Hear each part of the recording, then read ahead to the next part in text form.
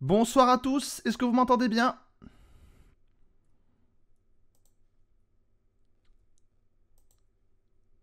Est-ce que vous m'entendez bien? Oui, c'est bon? Nickel. Eh ben, on va passer sur cet écran-là. Bonjour à tous et bienvenue pour ce nouveau numéro de Radio Dojo. Radio Dojo, votre rendez-vous bimensuel un mercredi sur deux à 21h. Et oui, on est de retour après la petite absence la dernière fois. Désolé encore pour ça. Mesdames et messieurs, si vous avez comme moi grandi dans les années 2000, vous avez sans doute pu apercevoir durant vos jeunes années un phénomène bien avant que... Ah.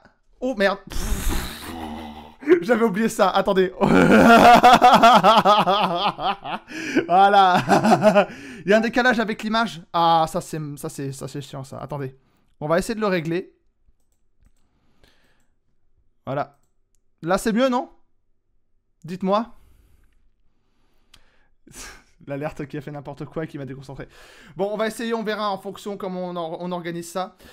Du coup, si vous êtes comme moi, si vous êtes comme moi, né dans les années, dans les années, dans les années 90 ou 80, bref, si vous êtes de cette génération-là, vous avez sans doute connu durant vos jeunes années un phénomène assez niché qui est donc les séries amatrices ou les web-séries.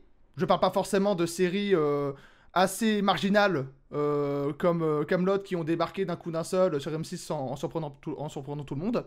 Je parle également de ces séries-là qu'on a vu popper soit sur des petites chaînes comme No Life ou simplement qu'on a vu sur internet en s'égarant dans un web statique qui en était à la fin de ses balbutiements et un moment d'un web dynamique qui commençait tout doucement à émerger. Et j'ai voulu qu'on retrace un peu ce phénomène-là, comment il est né à la fin des années 90, début des années 2000, comment il a évolué, et comment l'état des lieux aujourd'hui, et est-ce que c'est encore possible d'en faire aujourd'hui.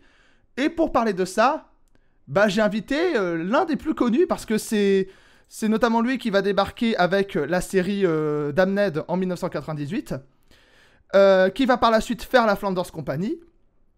Et lorsque je l'ai contacté pour parler de ce sujet, il a humblement accepté de venir dans cette émission. Je le remercie pour ça. Je vous demande d'accueillir Rudy Pomared. Salut tout le Comment monde. vas-tu?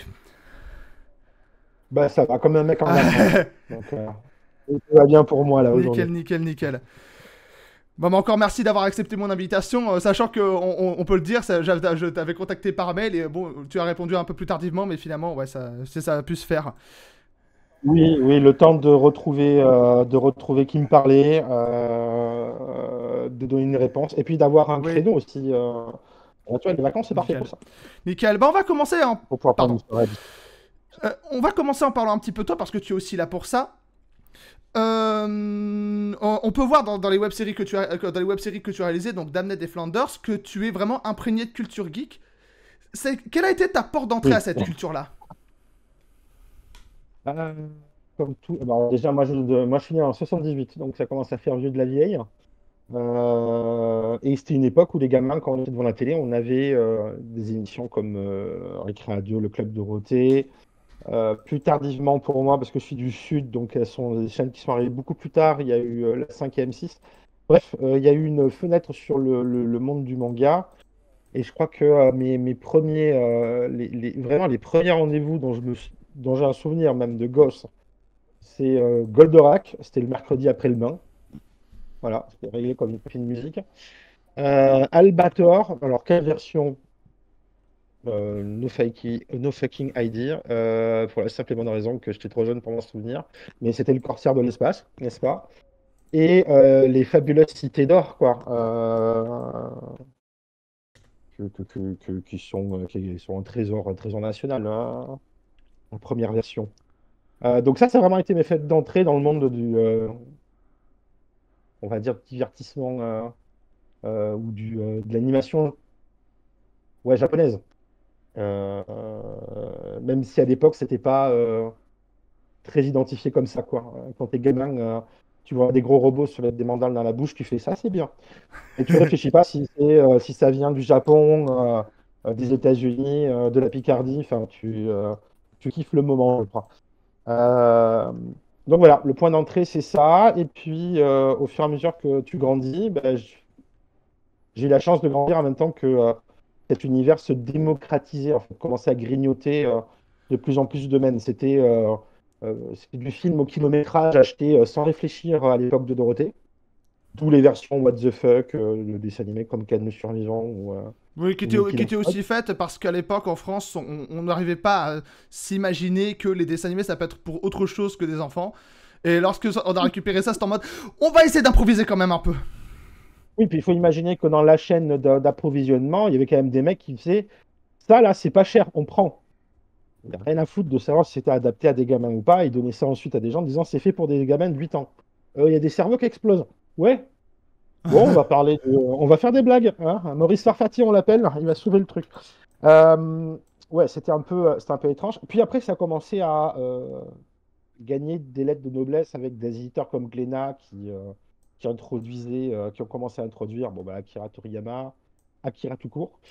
Euh, Qu'est-ce que j'ai vu d'autre apparaître? Gun, qui reste une nouvelle référence. Donc Oh. voilà, en grandissant, au fur et à mesure que je grandissais, j'arrivais à. Enfin, on m'offrait des trucs qui correspondaient de plus en plus, enfin, toujours à mon âge, quoi, ou à mon état d'esprit à l'époque. Et bah, du coup, j'ai jamais lâché. Encore aujourd'hui, j'en consomme de l'animé et du manga. Avec plaisir. J'en profite pour dire à Natken, merci beaucoup pour ton Prime. Je viens de le voir actuellement, j'étais déstabilisé par la Letterboxd, faut vraiment que je la change. Et là, je vois marquer exceptionnel, mon professeur au lycée Alain, ça me rajeunit pas, ça me fait vraiment plaisir, je suppose, de vous voir. Oh, c'est mignon, mais c'était pas le lycée Alain, mon grand. C'était au collège Le Cèdre. Ah, petite erreur. Euh, c'est, Je c'est- pense, c'est- je pense que c'est ça. Peut-être, je sais pas. Et du coup, Mhm. je viens de régler le décalage de son micro. Il y avait effectivement une petite erreur que je viens de corriger, donc mea culpa pour la gêne occasionnée. Euh, Bah, merveilleux. Et justement, en travaillant sur cette émission, je suis tombé sur une vieille interview de toi où tu Ouais. racontais que Des bêtises. les chaînes catalanes que tu recevais à Perpignan, Ah putain, oui, c'est vrai. Oui. notamment TV3, avaient plusieurs années d'avance sur l'Hexagone en termes de Japanimation. Comment tu expliques cette exception catalane, si je puis dire? J'ai dit une connerie? Euh, non, non, non, non, non, mais c'est l'exception catalane. Hein. Ils sont exceptionnels dans tous les sens du terme. Euh, je je saurais pas expliquer l'exception catalane, mais tout ce que je peux dire, c'est que pendant les années lycée, je me suis retrouvé avec une chaîne qu'on captait par un obscur satellite bricolé par mon père, enfin une antenne, et un satellite quand même, il n'aurait pas pu, à recevoir cette chaîne. Et il y avait 4 épisodes de Dragon Ball par jour. Censuré ou non censuré? Non censuré. Oh, Avec, le rêve! donc, d'accord, dans une langue que je comprenais pas. Ça a été un problème à un moment. À un moment donné, quand vous comprenez bola des phoques, tu fais une boule de feu? Oui, parfait, très bien, merci. Tu as 80% du dialogue. Non, j'exagère, mais mine de rien, ouais, je crois que j'ai appris à comprendre une langue avec Dragon Ball. Alors, comprendre une langue, je sais pas ce qu'on va pouvoir échanger beaucoup, mais. Et il y avait ça, mais c'était pas tout. Lodos, les chroniques de Lodos étaient diffusées tous les samedis, il y avait un créneau de 2 heures, Japanimation. Et donc, j'ai vu passer les Lodos, j'ai vu passer des trucs qui s'appelaient Shimuyo, plein de machins, mais inconnus, pour moi inconnus. Je veux dire, en province, Air Post Internet, Kazé devait commercialiser ses VHS dans sa boutique déjà à l'époque à Paris. Et voilà, à Paris, quoi. Tu habitais pas, tu n'y avais pas accès. Donc, ouais, c'était fou. C'était fou. J'ai bouffé du kilomètre de Japanime là-dedans. Tous les OAV de Dragon Ball, hein, il y avait des trucs, je me disais, mais c'est quoi ce Freezer en métal là qui se fait dessiner ou pourquoi il y a le petit frère de Piccolo qui ouvre des trous noirs. Bref, euh, c'était des années particulièrement sympas. Et d'autant plus que mon père, lui, s'intéressait au catalan. Donc en fait, c'était des séances où on était à. Il y avait moi, mon frère qui devait, mais alors, rien capter, mais il s'en foutait. Et mon frère et mon paternel à côté en train de regarder Goku et Cell en train de se taper dessus pendant qu'en France, on en était encore à s'abîmer les yeux avec le ciel de Namek. Mais j'ai l'impression qu'il y avait certains pays d'Europe où il y avait. Moi, je me rappelle qu'à l'époque, parce que moi, je suis un fan de Rumiko, je me Mhm. souviens qu'en Angleterre, la BBC diffusait de temps en temps des dessins animés japonais et ils avaient diffusé, enfin, Urusei Yatsura, donc la mu, en version Oui, anglais, mais doublage anglais-britannique. Et ce doublage est oui. devenu un mème dans la communauté des fans de Rumiko parce que quand à un Alors, moment il y en a un qui le chope et le balance dans la bagnole et il fait Hey, I didn't call a cab. Les mecs ils étaient morts de mhm. rire. Et le choc culturel. Mais Je l'avais. c'est vraiment avec le gros accent bien cockney, on dirait que ça vient d'un film de Guy Ritchie quoi. Et c'était assez. Formidable. Mais du coup, tu sais parler un peu le catalan du coup? Le comprendre, le parler. Là, on parle de trucs. J'avais 16 ans à l'époque, hein, quand même. Euh, je comprendrai une discussion entre mes bases en français, en espagnol et ce qui me reste, ça passe. Mais faire une phrase correcte, Mm. joker. Et du coup, en 98, Mm. tu commences à faire du coup le premier Damned avec une bande de potes à Perpignan. Et comment ça a réellement démarré? Et surtout, j'en profite pour poser une question parce que tu as mis un écran de début. C'était pour la blague Oui. ou l'effervescence autour du mondial 98, ça te saoulait réellement en fait? Ah, et complètement, complètement. J'ai jamais été. J'étais un peu atypique, hein. C'était le gamin spécial, hein, à Perpignan. Je crois que tout le monde était dans le rugby, le foot, les scooters, les trois, ou au moins un panachage. Et alors moi, ça me passait au-dessus. Et tu fais quoi, toi? Non, moi je suis force quadricolore sur mon vélo parce que je suis tous les Power Rangers à moi tout seul. Enfin bref.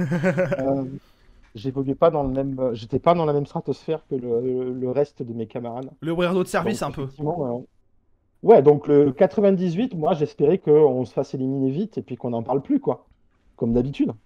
Puis ça montait, ça montait, ça montait, et puis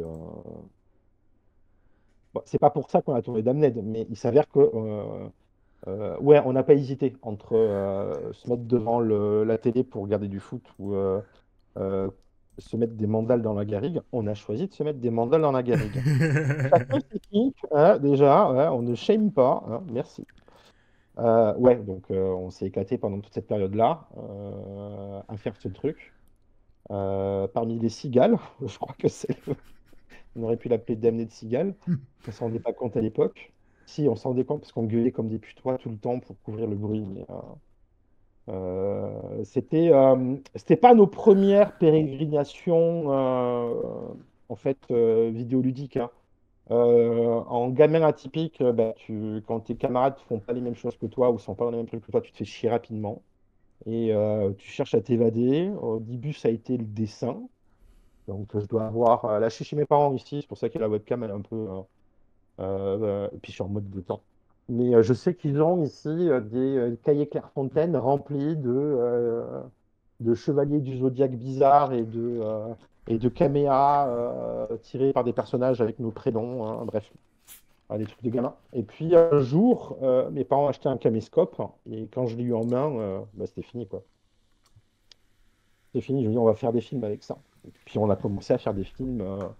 Le premier, ça doit être juste un plan fixe de mon frangin avec une cape et un haut de forme devant la cheminée, qui parle pas avant de lâcher un prout.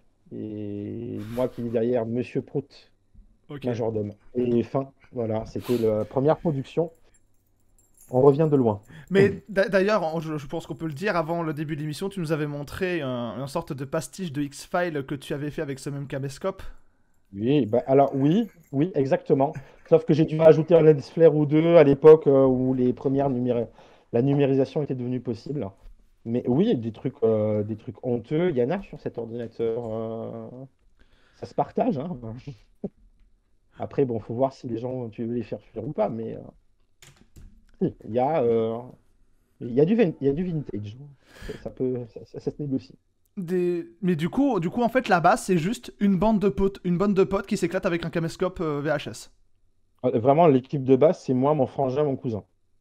Les trois, dès qu'on nous foutait en vacances ensemble, euh, bah, dès qu'on pouvait piquer un caméscope, on le prenait et on allait faire nos films. Ton Donc, frangin, tu parles de celui qui joue 7? oui, tout à fait, oui. Celui qui joue 7, donc Jean, dont le premier rôle magnifique, c'est quand même l'alien de Roswell dans X-Files contre l'alien de Roswell, hein, donc un film extrêmement intéressant, euh, qui a disparu, hélas.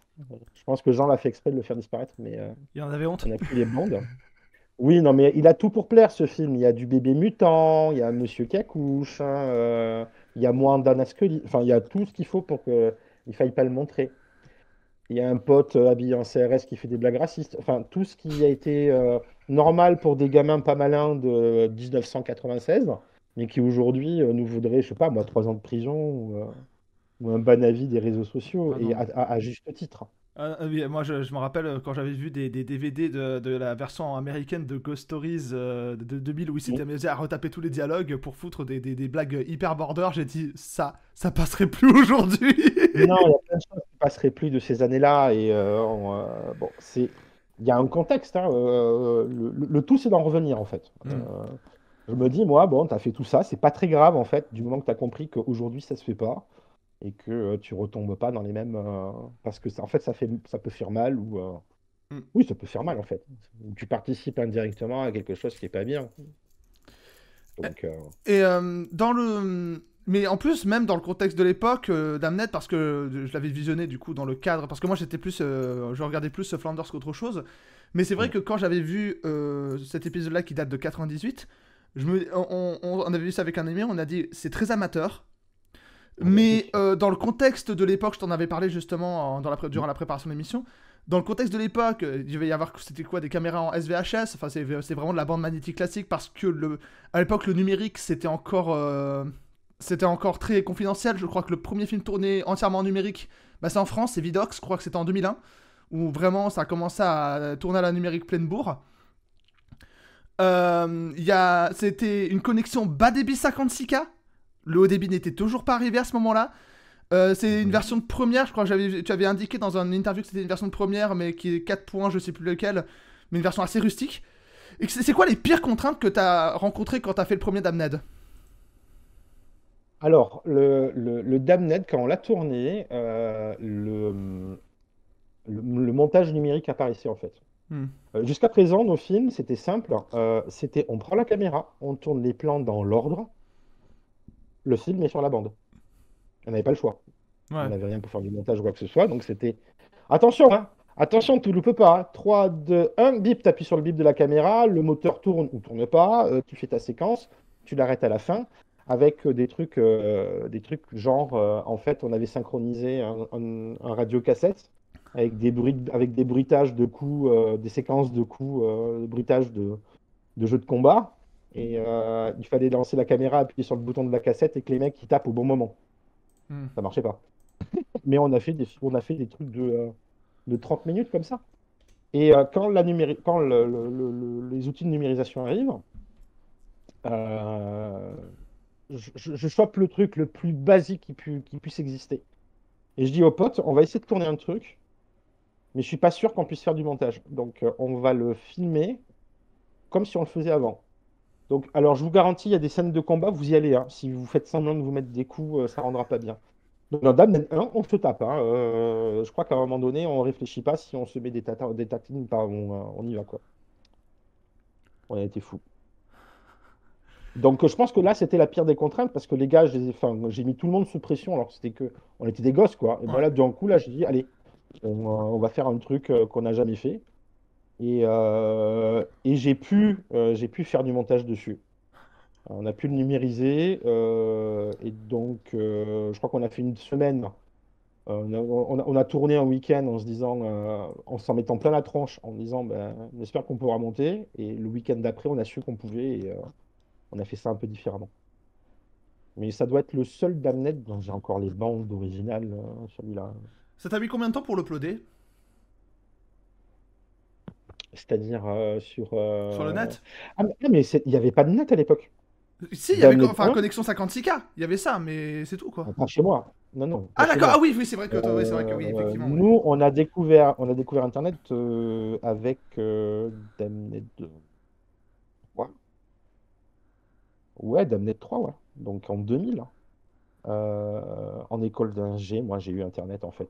C'est ça que c'était vraiment pas encore démocratisé hein, en 98. Ah ouais, c'est trop peur parce que c'est vrai qu'on parle, on dit Damned, c'est une web série, du coup automatiquement on se dit ouais, du 1 au à aujourd'hui, alors qu'en fait non, c'est vrai, Non, c'était c'était un vraiment film de du vacances rustique de de chez potes. Ah non, rustique. mais c'était vraiment un film de vacances de potes. On l'avait fait pour nous. Ouais. À aucun moment. D'ailleurs, il a jamais été montré. Enfin, non, il a jamais été montré à part quand YouTube est arrivé et que je me suis dit, bah allez, hop, on va archiver là-dessus, quoi. Hmm.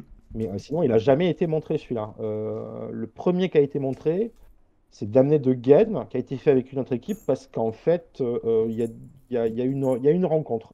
C'était les débuts d'Internet, comme je te disais, pour moi. Et du coup, euh, en ligne, alors dans quelles conditions, je ne sais plus pourquoi. Je crois que c'était via le site. J'avais fait un site Internet.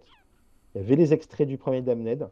Et un type qui me contacte en me disant, putain, je fais des trucs comme toi. Il m'envoie des extraits, enfin, il m'envoie une cassette par la poste pour me montrer ce qu'il fait. Moi, je fais, oh, putain, il est fou le type et tout. Et il me dit, ouais, mais il faut que tu viennes à Toulon en avril. Il y a un festival qui s'appelle Cartoonist. Et il y a des Oui. gens comme nous qui montrent leur production. Et il faudrait trop que tu viennes et que tu montres un truc. C'était qui ce gars? Bon, alors ce gars, c'est Nicolas Robin. C'était à l'époque, hein, c'était le meilleur pote de Frédéric Gostin, donc il va jouer Hippolyte Kurtzman après.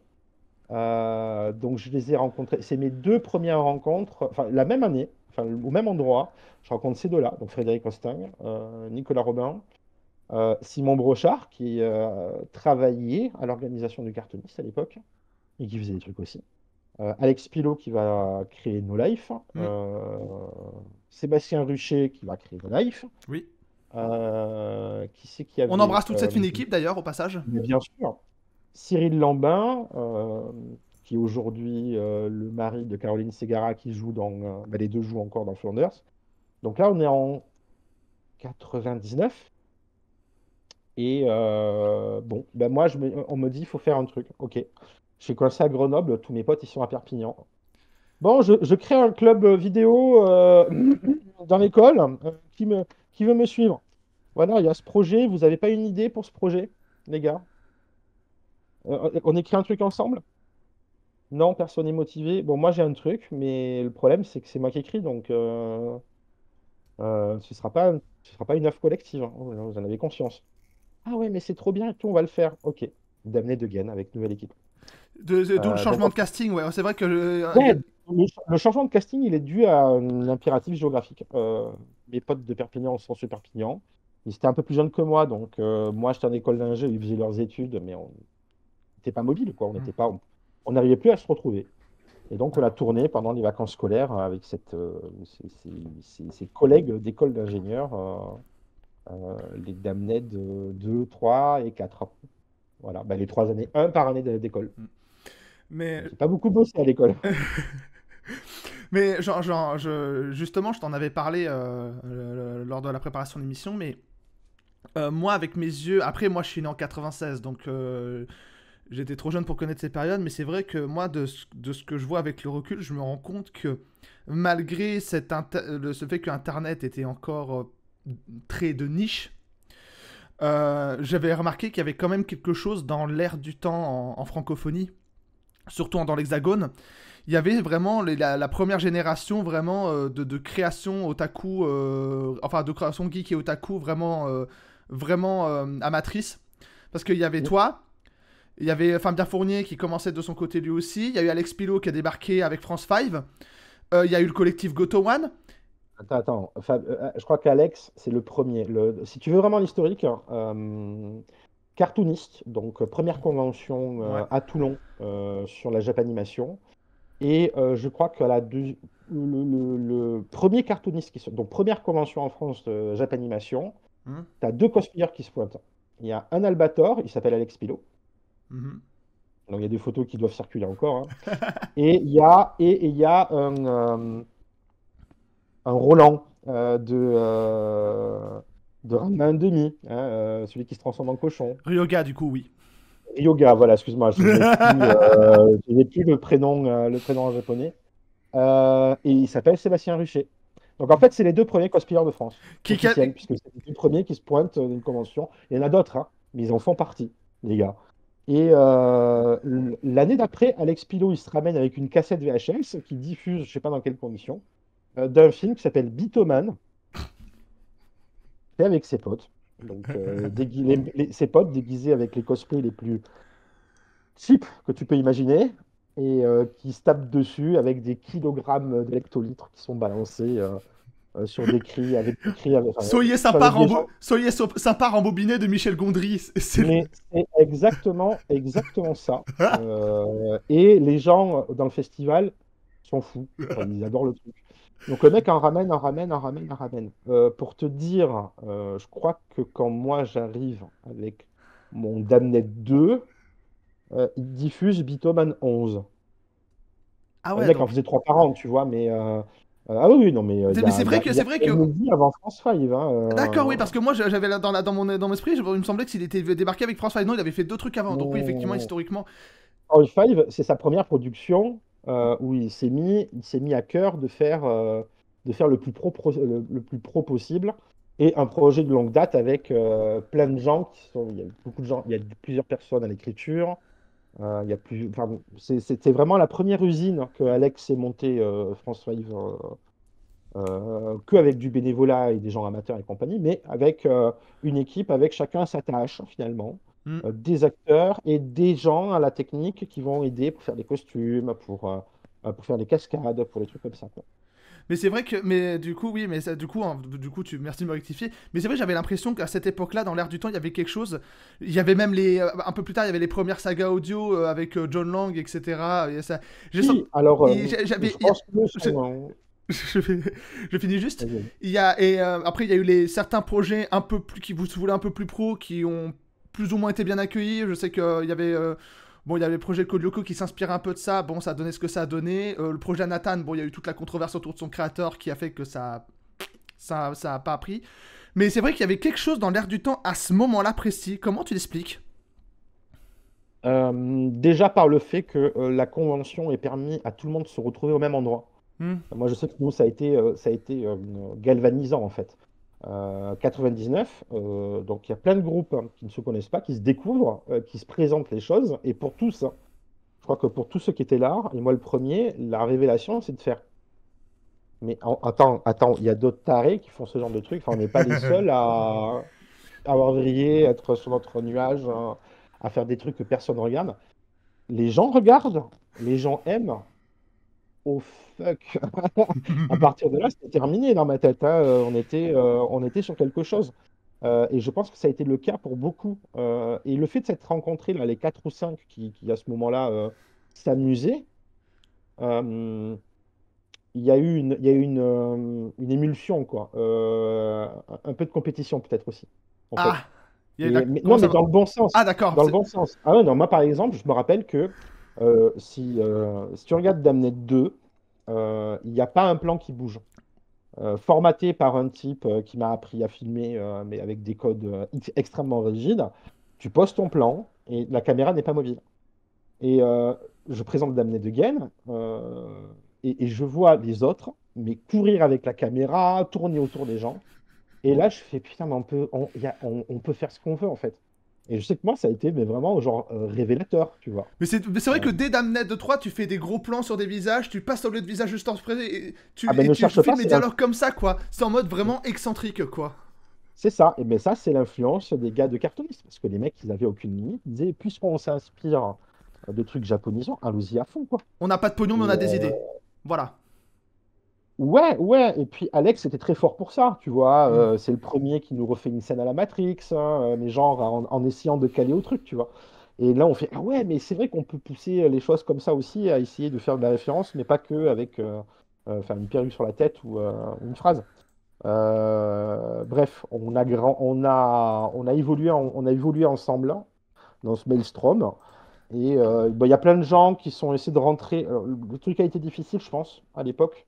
C'est que en 2 ans, on a été un petit noyau à se cimenter parce que on se correspondait vraiment, quoi. Hmm. On était des punks à chiens de la vidéo et ça nous allait très bien.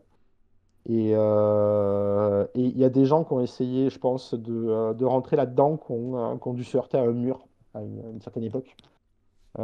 Parce que ils n'ont pas compris que c'était pas juste une activité, on était dans une espèce je ne vais pas dire de vision commune, parce que des visions, on n'en avait pas, à part de, à part de s'éclater et de sortir des trucs de notre tête, parce qu'on était à une époque aussi où le fantastique, quand il y avait une tentative à la télé, enfin, ou à la télé ou au cinéma, la tentative, tu la voyais, tu disais, il y en a pour 10 ans avant qu'il recommence le truc, quoi, parce que Hmm. c'est ni fait ni à faire. Surtout en Je France, me où on a un rappelle. problème avec le cinéma de genre et avec les contre-cultures en général. Oui, alors, en même temps, on savait pas faire à l'époque, euh, à part quelques-uns et qui ont su s'exporter ailleurs. Donc, c'est pas si grave, en fait. Moi, ça me dérange pas qu'en France, on ne produise pas. Euh, Moi, moi, je trouve ça dommage. Parce qu'on J'imagine a, qu'aux on a quand même États-Unis, créé la c'est SF tout, en France. On a créé la SF en France, Georges Méliès. bien sûr qu'on l'a créé, mais après, on est dans c'est devenu un système, le cinéma français, d'élite, d'entre-soi, le tout perfusé avec de l'argent public. C'est pas un bon mélange. Tu regarderas, il n'y a pas, à part quand il te faut un rôle alors là, il nous faut un Malien unijambiste, sans papier pour faire pour être vrai dans le rôle. Et là, tu vas tomber sur un mec qui n'a pas. Lui, tu vas le trouver tel quel. Par contre, tous les autres premiers que tu vois débarquer depuis 40 ans, juste tu vas faire ta recherche Wikipédia, tu fais, d'accord, papa est dans le milieu, tonton est dans le milieu, grand-papa est dans le milieu. Enfin, c'est des dynasties, quoi. Oui, oui, Euh, c'est cadenassé, donc ouais. c'est un entre-soi. Tant que le CNRS paye la moitié du projet, on peut toujours faire des trucs avec le même thème. Tu veux dire le CNC? Oui, le CNC, pardon. Le CNRS, c'est un truc de recherche. Oui, oui, ça c'est pour le papier que j'écrivais juste avant pour le boulot. Bref, tout se mélange. Les vacances. Heureusement que j'étais Euh, là pour te corriger. ah oui, non, mais complètement. Moi, j'étais parti là, le CNRS. Ouais, ouais, c'est pour ça que c'est nul, hein. Ils n'y comprennent rien. Hmm. Donc, ouais, comédie française, ouais, allez-y. Ouais, non, je suis pas très fan je suis pas très consommateur du cinéma français. Il y a de belles exceptions, d'excellentes exceptions. Est-ce que t'as vu le dernier voyage, le film de SF que Romain Quiro avait tenté? Il était pas mal du tout. Non, non, non, j'ai pas, comme je te dis, je ne consomme pas de cinéma français et euh, comment dire? Ouais, non, je vais pas. Il faut aller le voir au cinéma et c'est toujours un peu la galère le cinéma. Surtout en ce Donc, moment, les... t'hésites à parier tes 14,50 € sur un film français où tu te dis, où tu te dis, mes a priori ou mon instinct ou les deux me disent que c'est peut-être pas un bon plan. Hmm. Et mais du coup, c'est et du coup, et donc du coup, tu avais dit du coup que c'est au festival cartooniste que du coup tu as rencontré beaucoup des personnes qui vont t'accompagner par la suite parce que j'ai vu Oui. certains des Damned 2 et ouais, oui Damned 3 pardon, Mhm. même oui, ouais, Damned 3 où on a vu des rôles qu'on reverra plus tard même dans la Flanders. Mais j'ai cru comprendre, tu as le droit de pas aborder ce sujet si ça te gêne, mais que Damned 4 c'est fait dans la douleur. Oui, il a été fait dans la douleur. Ouf, l'eau a coulé sous les ponts, c'est bon, c'est devenu une anecdote. C'est pas, il y a pas de, ce n'est pas c'est pas ce n'est pas une blessure. Ça l'a été un moment, hein, mais Oui, mais c'est pour ça que je c'est prends des vrai que précautions. oui, il y a pas relativement besoin. Alors, je vais pas non plus tout étaler, mais pour faire simple, bon non, je peux tout étaler en fait, hein, c'est pas spécialement gênant. Il y a prescription. Euh, Ouais, il y a prescription. Comme je te disais, c'était pas des amis, les mecs avec qui je faisais le Damned 2, 3, 4. C'est des gens, je les ai rencontrés en école d'ingénieur. Ils sont devenus des potes. J'ai passé de très bons moments avec eux. Mais la dernière année, je pense qu'on avait tous conscience que c'était l'année où on allait tous partir, quoi. Donc il s'est passé des trucs un peu chelous. Alors je reviendrai pas sur les pratiques d'un des acteurs qui aujourd'hui ferait couler beaucoup d'encre sur YouTube. Euh, Ça a été plutôt il y a quelqu'un qui, enfin, il y a un des acteurs qui a essayé de piqué l'idée en fait, hein. C'est ce que j'avais cru comprendre, oui. Ouais, ils ont tourné un épisode de Damned dans mon dos en faisant participer des potes, en leur faisant comprendre que le projet était une espèce de cadeau d'anniversaire qu'ils prévoyaient pour moi. J'ai Nicolas, Robin et Clémence qui ont participé au truc et bon, qui sont revenus de l'expérience en se disant il y a un truc qui va pas quoi. Et en fait, moi, de mon côté, je n'étais pas au courant. Et un jour, donc on m'appelle, on dit il faut qu'on parle. Donc oui, bien sûr, moi je ne sais pas à quoi m'attendre. Et on me place devant une télé, on me montre une cassette où je vois un épisode de Damned que je connais pas. Et pas un bon épisode de Damned en plus. Enfin, plutôt on me montre la bande-annonce, tu vois. Je crois que c'est la bande-annonce parce que le film je l'ai vu après. Et donc je vois le truc, je me demande qu'est-ce que c'est. Je dis ben voilà, nous on veut lancer notre association vidéo, donc on veut qu'elle se fasse connaître. Donc on va présenter ça au prochain cartooniste. Et puis bon, voilà, si tu veux qu'on finisse Damned 4, ça va se faire quoi. Ça n'a pas été dit comme ça. Je paraphrase pas, c'est loin. Je me rappelle très bien la première partie, parce qu'elle était quand même assez frappante. La deuxième partie, je ne vais pas dire que c'est leur mot exact, mais l'idée est là. En tout cas, comment Oui. je l'ai perçu, c'est ainsi. Donc, je me suis retrouvé dans une situation où, un peu inédite, quoi. Un peu vexante, parce que décevante aussi. Je me suis dit, ok, d'accord, on n'a pas passé des années d'enfance ensemble, mais on n'a pas passé un bon moment là. Pourquoi finir sur cette note? Mais ok, d'accord, ok. Et bon, ce qu'ils n'avaient pas anticipé, c'est que de mon côté, je retombais assez vite sur mes pattes. Donc, disons simplement que ils n'ont pas reçu le script qu'on a tourné. C'est-à-dire que les deux acteurs qui ont participé, bah, le sorcière et le prêtre, hein, euh, les deux acteurs qui ont fait le coup, n'ont jamais su quand leur séance était finie. Ce qui fait qu'on a fini de tourner leur séquence avant le cartooniste et ils se sont pris un shitstorm pendant le cartooniste. Donc, ils sont arrivés en me disant, bah, écoute, vu comment ça se passe, je pense que je suis pas sûr qu'on finisse l'épisode avec toi. Et là, j'ai pu lâcher, bah, vous savez, en fait, vous avez fini l'épisode. Allez, à jamais, les gars. Et il y a eu quelques tentatives bah, les plus drôles, ça a été les tentatives pour revenir après. Elles ont été peu nombreuses. Mais je me rappelle d'une où c'était au fait, on n'a jamais eu notre copie de Damned 4. Le temps a passé sans rancune, hein. Tu veux pas nous l'envoyer par la poste? Soit j'ai pas répondu, soit comme j'étais un peu con, j'ai peut-être envoyé une photo de mon doigt. Je sais plus. J'ai peut-être rêvé que j'avais envoyé une photo de mon doigt. C'est une possibilité. Voilà. Bon, ça fait mal hein, pour le moment. Moi, ce qui m'a fait le plus mal, c'est quand les gens qui ont participé à cette histoire, sans savoir pourquoi c'était fait, l'ont extrêmement mal vécu, étaient extrêmement mal à l'aise par rapport à moi, alors que les pauvres, ils y pouvaient rien, quoi. Ils se sont fait avoir par deux personnes de peu de scrupules. Hmm.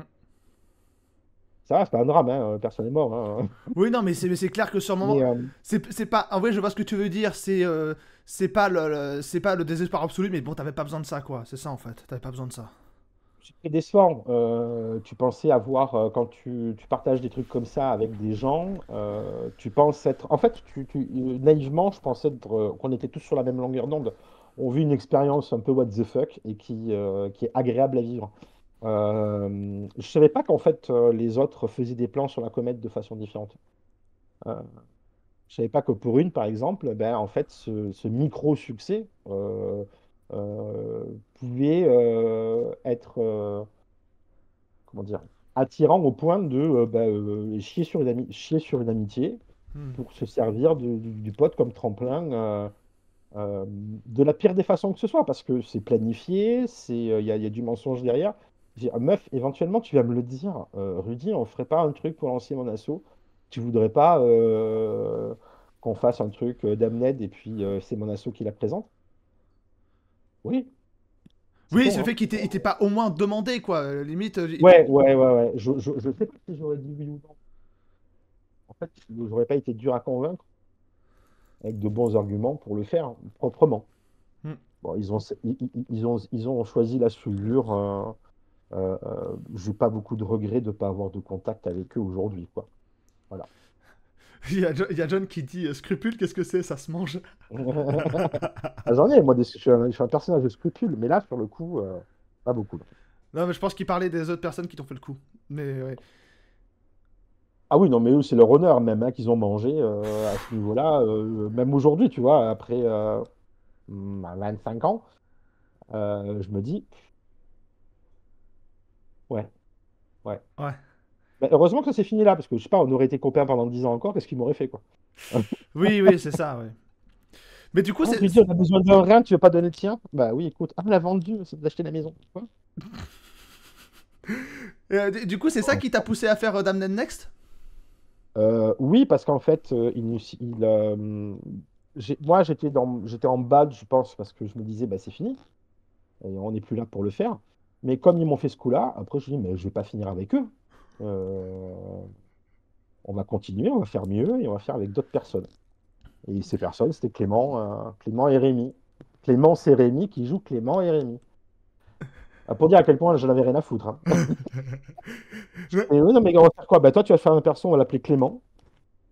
Parce que c'était une private joke. Et Rémi, bah, on va t'appeler Rémi parce que tu as une tête à t'appeler Rémi. Et je sais pas pourquoi j'ai dit Mais, ça à l'époque. mais c'est vrai que le peu que j'avais vu de Damned Next, on constate qu'il y a une évolution par rapport au premier, quoi. Tu sens vraiment que t'étais en mode, bon, on met les Le bouchées premier, il a doubles, quoi. fallu, le premier, c'était un prétexte pour participer à Cartoonist. D'où les références au manga et Ouais. tout, parce que moi j'avais compris que c'était l'exercice en fait. Hmm. Et on s'en en franchit complètement dans le 4 où on fait des références on lâche le costume pour dire bon, on n'a pas besoin d'avoir un cosplayer pour faire animer manga. Je veux dire, ce qu'on raconte, la façon dont on le raconte et l'état d'esprit de ce qu'on fait, c'est shonen. Allons-y, quoi. Alors, John qui dit, ok, on joue les personnages avec les prénoms des acteurs, c'est AB Productions le truc. Ah ouais, là-dessus, oui, mais c'était plus pour le fait que, en fait, ouais, je crois on a écrit les prémices de Dan and Next avec un gros fuck à ce qui s'était passé, comme un gros fuck à ce qui s'était passé. C'était un pied de nez, Et c'était vraiment un pied de nez, quoi.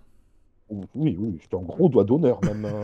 J'avais la rage à l'époque. Hein, là, Tu j'en m'étonnes. parle sans déchirer des trucs, tu vois, ou, tournant en doudou. Mais je pense qu'à l'époque, j'étais vraiment, ça m'avait fait mal, quoi. Donc, ouais, j'étais en colère. Je répondais encore par la colère quand j'avais mal. Euh, Bon, après, il y a d'autres choses qui te font relativiser. Hein. Mais ouais, ouais, on voulait recommencer. On avait ça. On était parti dans un délire beaucoup plus comique. Hmm. On se disait que c'était vraiment le truc, la blague, l'énervement. C'est là aussi où moi j'étais en pleine période Buffy. Donc, je voyais, c'était l'ovni de la télé qui me redonnait foi en la fiction télé, quoi. Et puis t'as pris pour Joss Euh, Whedon. plus tard, Ouais, ouais, pas pendant. oui, mais je te taquine par rapport à tout à l'heure. Je crois que quelque part dans un album photo, il y a une photo de moi avec Giles, parce qu'on était même allé faire la convention arnaque Buffy contre les vampires à Paris La Défense. C'est Parce que c'est c'était. vrai que Spike, c'est vrai que toutes les nénettes étaient amoureuses de Spike à l'époque. Alors, je sais pas si toutes les nénettes étaient amoureuses de Spike, mais c'était un super type. On a eu l'occasion, il était venu pour signer des trucs à la boutique Album en 2002 peut-être. Et c'était un pote à nous, celui qui fait Lugard hein, dans Damned, justement, et qui fait Glou Manchou dans France Wave, qui nous avait dit, ouais, c'est moi qui fais l'interprète, donc venez voir. Donc on avait vu de loin, mais ça avait l'air d'un chic type. Bon, après, il a fait Piccolo. Ah, mais ça, ouais, mais. James Masters, why? Il devait sans doute payer des factures, peut-être, je sais pas. Je pense, oui, mais je pense qu'il en a payé beaucoup, là. Est-ce que Euh, ça valait le coup de vendre son âme? et après, il y a eu, du coup, vers les années 2000, il y a commencé à avoir l'aventure Flanders Company, et j'ai cru comprendre que l'idée c'était d'y une soirée à Rosé, c'est ça? Alors, la chronologie, en fait, c'est marrant parce que le premier Damned, c'est pré-internet en fait. On n'était pas capable de mettre les épisodes en ligne. On était capable de faire du montage sur vidéo. On était capable d'encoder des DivX à l'époque. Oui. On les vendait sous forme de CD gravés DivX, mais la diffusion en ligne, ça devait se faire via Emule. En fait, on vendait nos CD en convention avec un petit mot derrière la jaquette en disant, ben, en fait, cette œuvre, il faut la partager, quoi. Donc, n'hésitez pas à la mettre sur Emule, euh, à la mettre à disposition des gens, comme ça, tout le monde découvre. Et merci de propager le truc. Donc, je pense que beaucoup de gens ont pu découvrir le truc grâce à Emule à ce moment-là. Euh, et au partage gratuit que, ah oui, nous, on est des anti-trust là-dessus. Non, mais C'était, c'est rare de voir des. Alors, je sais que Adobe a beaucoup fait sa promo sur le piratage à une époque. Donc, c'est pas la mhm. première fois que j'entends ça. Mais le fait qu'il ait fait vas-y, pirate comme un gros porc et mets-le sur le net. Je crois que tous les Damned, il y a marqué sur la jaquette le partage, le piratage ou le partage de cette œuvre est fortement encouragé. Donc, ah oui, nous, on faisait ça pour le fun, hein. Les ventes en convention nous permettaient d'acheter un tout petit peu de matériel, de survivre au truc, tu vois, et puis ça nous allait. C'était nos vacances à nous, D'accord. ces projets-là. Après, il y a Damned Next. Là, on peut commencer à diffuser sur le net. Il n'y a pas encore de diffusion YouTube et compagnie, mais Oui, on c'est. commence à avoir la DSL. Donc, c'est plus une blague de mettre un fichier de 400 mégaoctets et de dire bah, dans une semaine, les gars l'auront. De toute façon, ils ne payent plus la connexion. Et c'est la période aussi où les chaînes satellites commencent à bien exploser, etc. Et Oui. Damned 3, Alex Pilot, qui travaille à un moment à Game One, fait la nuit du film amateur et il prend tous les trucs à cartooniste et il le diffuse sur Game One dans une nuit spéciale.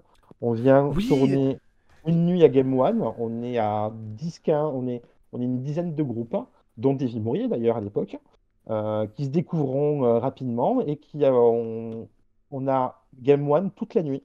On a les locaux de Game One et ils nous disent on filme un truc on filme un truc dans la soirée, on le monte, et à la fin de la soirée qui est diffusée, on monte le film qu'on a fait. Ouais, c'est compliqué.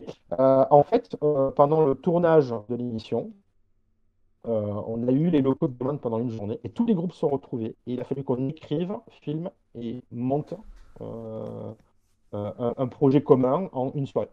Hmm. Et ça s'appelle le fil rouge du Game One. Je sais pas. Fil rouge. Mais je me rappelle d'une interview où, quand tu parlais de cette diffusion de Damned à la nuit du film amateur, t'avais dit que, avec le recul, à l'époque, quand tu étais jeune, à l'âge que tu avais, ça t'avait pas monté à la tête, mais ça t'avait. Ça avait eu un impact. Alors, faut que je retrouve la phrase exacte, parce que je vais quand même pas faire. Mais j'avais lu Oui, l'interview. j'avais dit des trucs, donc faut me remettre dans le contexte. Ce que j'ai pu dire, c'est qu'à un moment donné, j'ai pu m'y croire, en fait, rentrer dans le milieu. C'est peut-être ça, en C'est fait. peut-être ça, oui, effectivement. J'avais l'opportunité de rentrer dans l'audiovisuel en tant que technicien, hein, question du monteur, etc. Oui, parce que, en fait, à cette époque-là, fin d'école d'ingénieur, il y a enfin, pendant la période d'école, non, mais pendant la période de cartooniste, Nicolas Robin, il travaillait pour une boîte qui s'appelait GameProd, qui était fait par un monsieur qui s'appelle Matt Murdock, qui participe au France 5 et qui surtout était un des pionniers de la chaîne qui avait avant Game One, qui s'appelait C++, quelque chose comme ça, que j'avais connu, et qui a fait les débuts de Game One aussi. Un monsieur qui a un peu d'impact aussi sur le.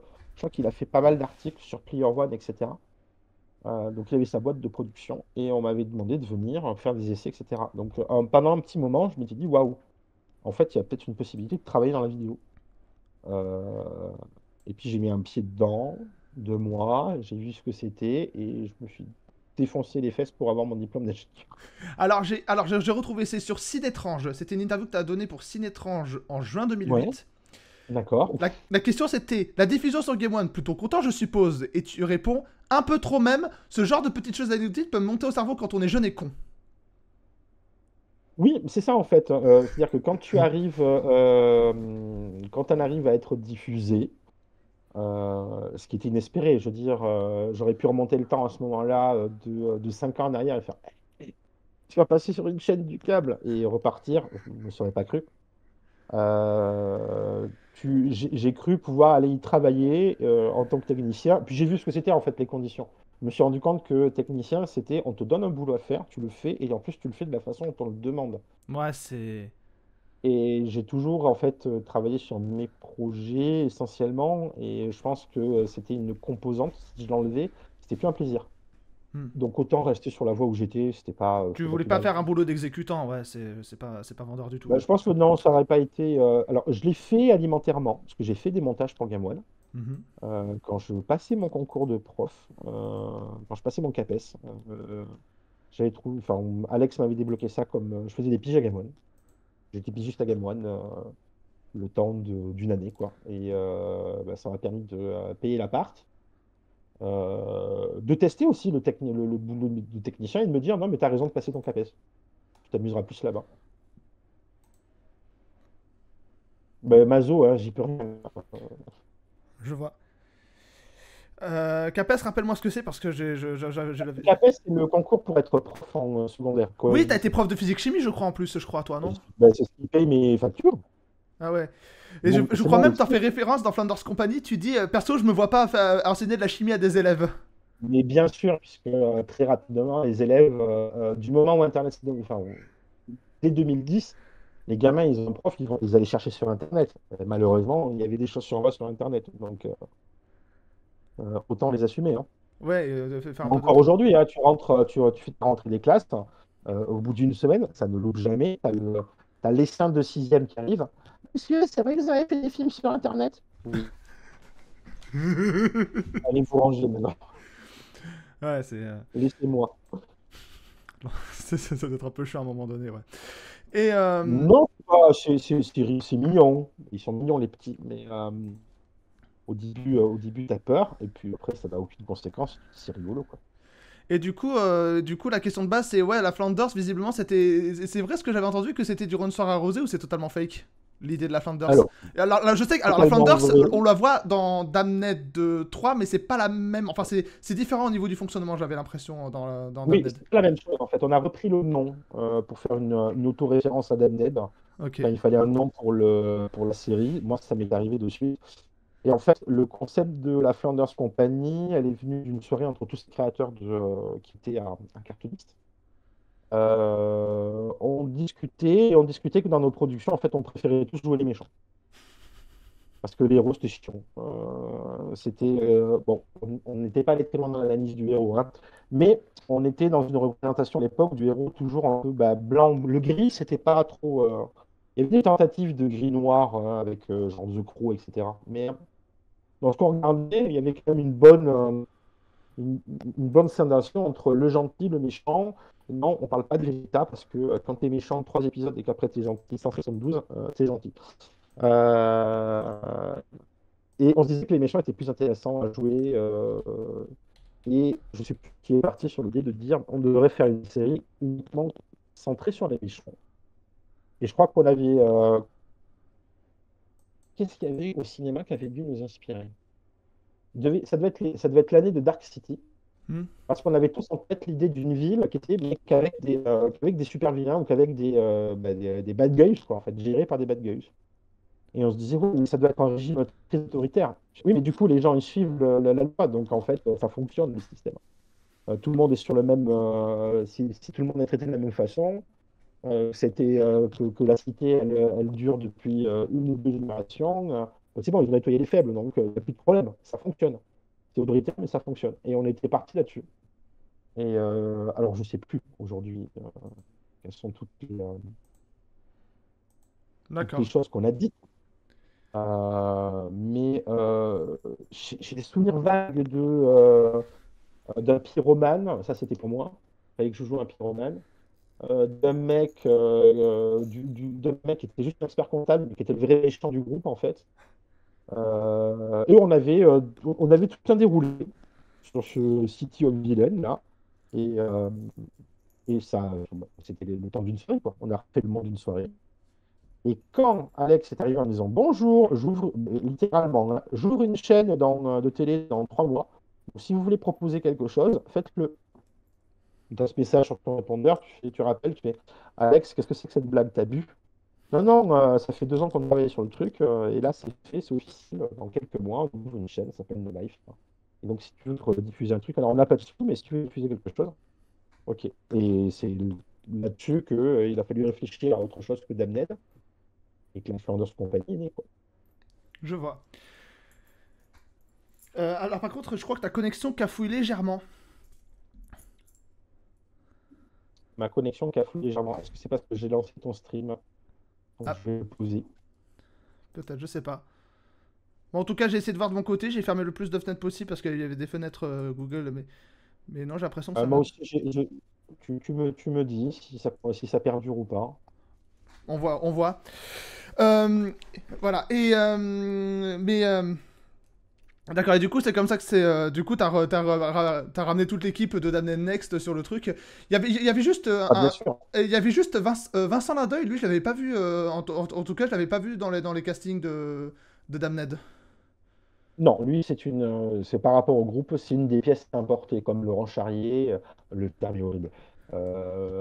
C'est un de ceux qui sont venus après sur le projet. Ouais. Il y a eu lui, euh, il y a Caroline Ségara qui est arrivée, il y a la sœur de Cyril qui est arrivée, Karine Lambin, enfin bref, tout le monde est arrivé au fur.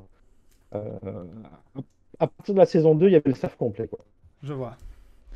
Mais oui, on a commencé avec l'équipe de Damned, bien entendu. Ils étaient sur Paris, on tournait ensemble. D'ailleurs, je crois que sur les 2 premières saisons de Flanders, on tournait les deux. On tournait un épisode de Damned par an et une saison de Flanders. Hmm. On a eu mal cette année-là. Et D'où que... un épisode de Damned où il y a des personnages de Flanders au milieu. Pourquoi, je ne sais plus. Euh, on avait fait un cameo. C'était durant l'époque de No Life où on a vu aussi ceux qui... je crois que c'est durant cette époque-là, on a vu aussi débarquer ceux qui voulaient un peu plus... qui avaient un peu moins cette fibre amatrice, mais qui voulaient un peu plus se professionnaliser, je crois. De ce que tu m'as dit. Oui, ben, bien sûr, du moment où en fait nous on a commencé avec une autre motivation que la diffusion, et la diffusion est arrivée sans qu'on la demande, sans qu'on la cherche surtout. Et c'est pas pour ça qu'on la dénigre, loin de là. Non, non, bien sûr, mais Merci c'est juste deux visions merci à ces différentes, oui. équipes. Et c'est vrai on faisait pas, on n'a pas fait de production, tout leur côté amateur, pour la fame, quoi. C'est avant tout, on était nos propres spectateurs quelque part. C'est trop auto-centré, mais c'est vrai en fait. On a été nos premiers. On faisait ce qu'on voulait voir, quoi. Oui, oui. Ou ce qui nous faisait aimer, pour faire comme les gens qui nous faisaient marrer. Que ce soit les nuls, que ce soit d'autres choses qui nous inspiraient à ce moment-là. Je pense que oui, il y a des gens qui sont du moment où il y a un média de diffusion qui est arrivé. No Life a eu une très petite. No Life a été approché par des gens qui, clairement, ont voulu s'en servir comme tremplin. Mais en même temps, c'était de bonne guerre. On était payé pour les diffusions sur No Life. Personne n'était payé. Hmm. C'était justement ce que t'offrait No Life, une fenêtre de visibilité. Donc, ça m'a pas choqué du tout de voir des gens arriver avec un business plan un peu plus établi dans la tête, ou en tout cas des projets à moyen voire long terme, quoi. Mais du coup, l'esprit un peu punk dans lequel on était, je vais pas dire a disparu, mais a pris un autre aspect. Ça a été plus compliqué d'accrocher avec des groupes plus récents, euh, parce qu'ils étaient obligés de composer avec aussi leur diffusion et leur. Il y avait ça dans l'équation, quoi. Parce que... Et moi, ça m'a toujours un peu freiné parce que c'était pas de ça dont on discutait euh, avec mes potes et les gens avec qui j'aimais bien être. C'était pas un aspect de l'expérience sur lequel on discutait ou qu'on planifiait. Qu'est-ce que vont en penser les gens? C'est qui les gens? De quels gens tu parles? Voilà. Ça a été un peu dur avec la génération qui est arrivée après cet aspect-là. Cet aspect, on veut diffuser des choses et donc, dès le départ, on réfléchit à comment toucher les gens. Je pense que ça fait changer, ça fait changer la façon dont tu abordes les choses ou les sujets que tu abordes. Je pense que ça peut y jouer. Je me Mm. trompe peut-être, mais Parce que, du coup, il y a beaucoup de gens que j'ai abordé à partir de ce moment-là avec un peu plus de retenue qu'à. mais bah, je crois qu'il y avait, il y avait un acteur du Visiteur du Futur qui s'était tapé un caméo. C'était dans la saison. Oui, oui, oui, oui, oui. Descartes, c'était une vraie. À l'origine, c'est une vraie rencontre, en fait. On voit le visiteur du futur arriver sur Dailymotion. Mm. Euh, à ce moment-là, bah, c'était Vincent Nadel il avait trouvé ça super bien et tout. Il me montre, moi je vois le tout, je fais waouh, c'est super. Donc je fais un truc que je fais jamais, j'envoie un mail en me disant voilà, je ne demande même pas, là, juste je viens de voir je viens de voir ce que vous faites, c'est génial, continuez, ça fait plaisir, etc. Et là, c'est la première fois que je me prends une brique en pleine tronche, vraiment un parterre de 30 kilos, avec François qui me répond t'es le mec qui fait Damned, je regardais ça quand j'étais petit. Ah. Non, non, non, mais c'était très mignon. Non, mais enfin, je veux dire, c'était. Du coup, je crois qu'on s'est rencontrés, on a bu un verre ensemble, on a échangé. Et ce qui était fou, c'est qu'on avait comment ça s'appelle, hein, des débuts parallèles. Sauf que moi, ce que je faisais à peut-être 16 ans, lui, il le faisait à 12 ans avec ses frangins et compagnie. Et lui est arrivé avec le visiteur, Ah, par tout contre, ça. excuse-moi, sur le chat, on me confirme que ça cafouille. Ça cafouille à quel niveau? Ça cafouille, bah, il y a des petites, enfin, ça cafouille au niveau sonore et un peu niveau image, ouais. Euh, alors, je vais fermer tout ce qui n'est pas Discord. Je suis désolé, hein. C'est. Y a pas de souci, hein, je vais pas dire que je suis un terrain inconnu, chez mes parents, faut pas déconner. Mais je suis en terre numérique inconnu. Vous me dites, hein. J'ai plus que Discord ouvert. Après, alors, il y a John qui propose un déco-recours rapide pour relancer Discord sur des bases vierges. Essaye pour voir, mais. On s'excuse pour la jeune occasionnée. Allez, en redéco le PC ou Discord? Non, non, Discord, tu mets déconnecte, tu le bouton rouge et tu reconnectes. Essaye pour voir. Allez, c'est parti.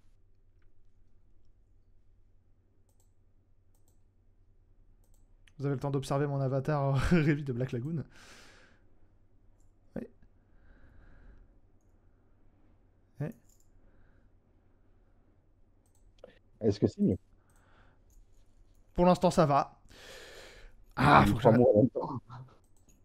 Alors, du coup, oui, et du coup, ouais, du coup, ça a été ton premier parpaing, quoi. Ça a été ton premier parpaing dans la mouille, ça a été avec le Visiteur du Futur. Ouais, c'est là que tu te dis, ah, je commence à vieillir. Quand le mec, tu fais, ouais, c'est frais ce qu'il fait. Oui, c'est frais, c'est normal. Le mec, il a 10 ans de moins que toi, quoi. Bien sûr qu'il est plus frais que toi, Coco. Donc ça a été une belle rencontre. On a montré les images du visiteur à Alex pour nos lives. Ils lui ont proposé une diffusion sur nos lives pour leur première saison de sûr. La deuxième, je crois que c'était repris par Ankama. Et puis ils ont eu l'histoire qu'on connaît aujourd'hui, quoi. Et c'est vrai que du coup, ils ont pris une tangente qui est beaucoup plus professionnelle. Et Mais quelque part, du est-ce que coup, Noob aussi, c'est beaucoup professionnalisé quand tu vois comment c'est visuellement aujourd'hui. Eux aussi, on se sont professionnalisés, ils sont même devenus un sorte de truc transmédia.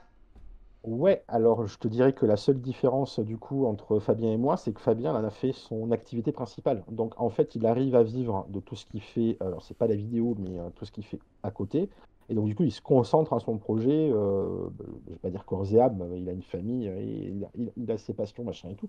Mais c'est son corps de métier maintenant. Ouais. Donc en ça, oui, Fabien est professionnel. Sauf que ça reste un artisan pur et dur en ce qui me concerne. Le mec, il a créé sa boîte, il édite ses propres produits.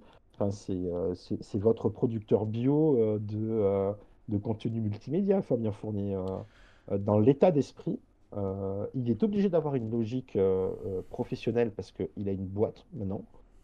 Il a des gens dans sa boîte. Donc, si tu mets pas un peu d'ordre là-dedans, Voilà. Et surtout, quand il a demandé aux gens de participer à son aventure, il a reçu une participation record. Je crois qu'il détiennent le record du crowdfunding européen. Ils l'ont explosé 2 fois, je crois. Ils l'ont eu une première fois, ils l'ont re-eu, puis ils l'ont re-eu. Donc, c'est sûr que pour une structure amateur, il a un budget à gérer qui ne correspond pas à de l'amateur. Hmm. Et il a commencé à exister aux yeux du monde professionnel du moment où cet argent est arrivé d'ailleurs, ce qui en dit long. Mais il a toujours, pour en tout cas le noob en termes de vidéo, alors il a plus de moyens, il a pu s'acheter des costumes de taré, il a pu financer des déplacements dans des endroits super et compagnie, mais ça reste un projet où personne de la partie, alors, la technique, c'est-à-dire lui, son frangin et les 2 personnes qui vont trimer le plus, ne sont pas rémunérés. Ça reste avec une équipe de bénévoles. Il paie des types, je crois, il va payer des gens pour des travaux très spéciaux pour donner du cachet qui correspond au crowdfunding qu'il a vendu. Mais l'équipe centrale, enfin Fabien, 80% de son boulot, c'est la série Noob, et c'est le seul truc qu'il fait qui ne lui rapporte pas un centime. Dans ce cas-là, pour moi, il est toujours dans un état d'esprit euh, très masochiste là-dessus. Mais il a trouvé son équilibre, en fait. Ça fonctionne quand même. Mais c'est rare, hein. C'est Hmm. rare. De toute façon, on a pu voir la séparation flagrante entre les pros et les non-pros à une soirée organisée il y a quelques années par Cédric Littardi, qui est l'ex-patron de Feu Casé, Hmm. qui a donc édité les premières saisons de Noob, les saisons de Flanders en DVD. Hmm. Il a organisé une soirée avec Et une Nerds aussi, non, un célébrité. peu. Nerds aussi, je crois. Oui, Nerds, mais oui, Nerds aussi. Nerds aussi. Mais à un moment donné, il a organisé une soirée avec l- l- la matrone d'Internet au niveau USA à l'époque, qui s'appelle Felicia Day, Hmm. euh, qui est une actrice qu'on a pu voir dans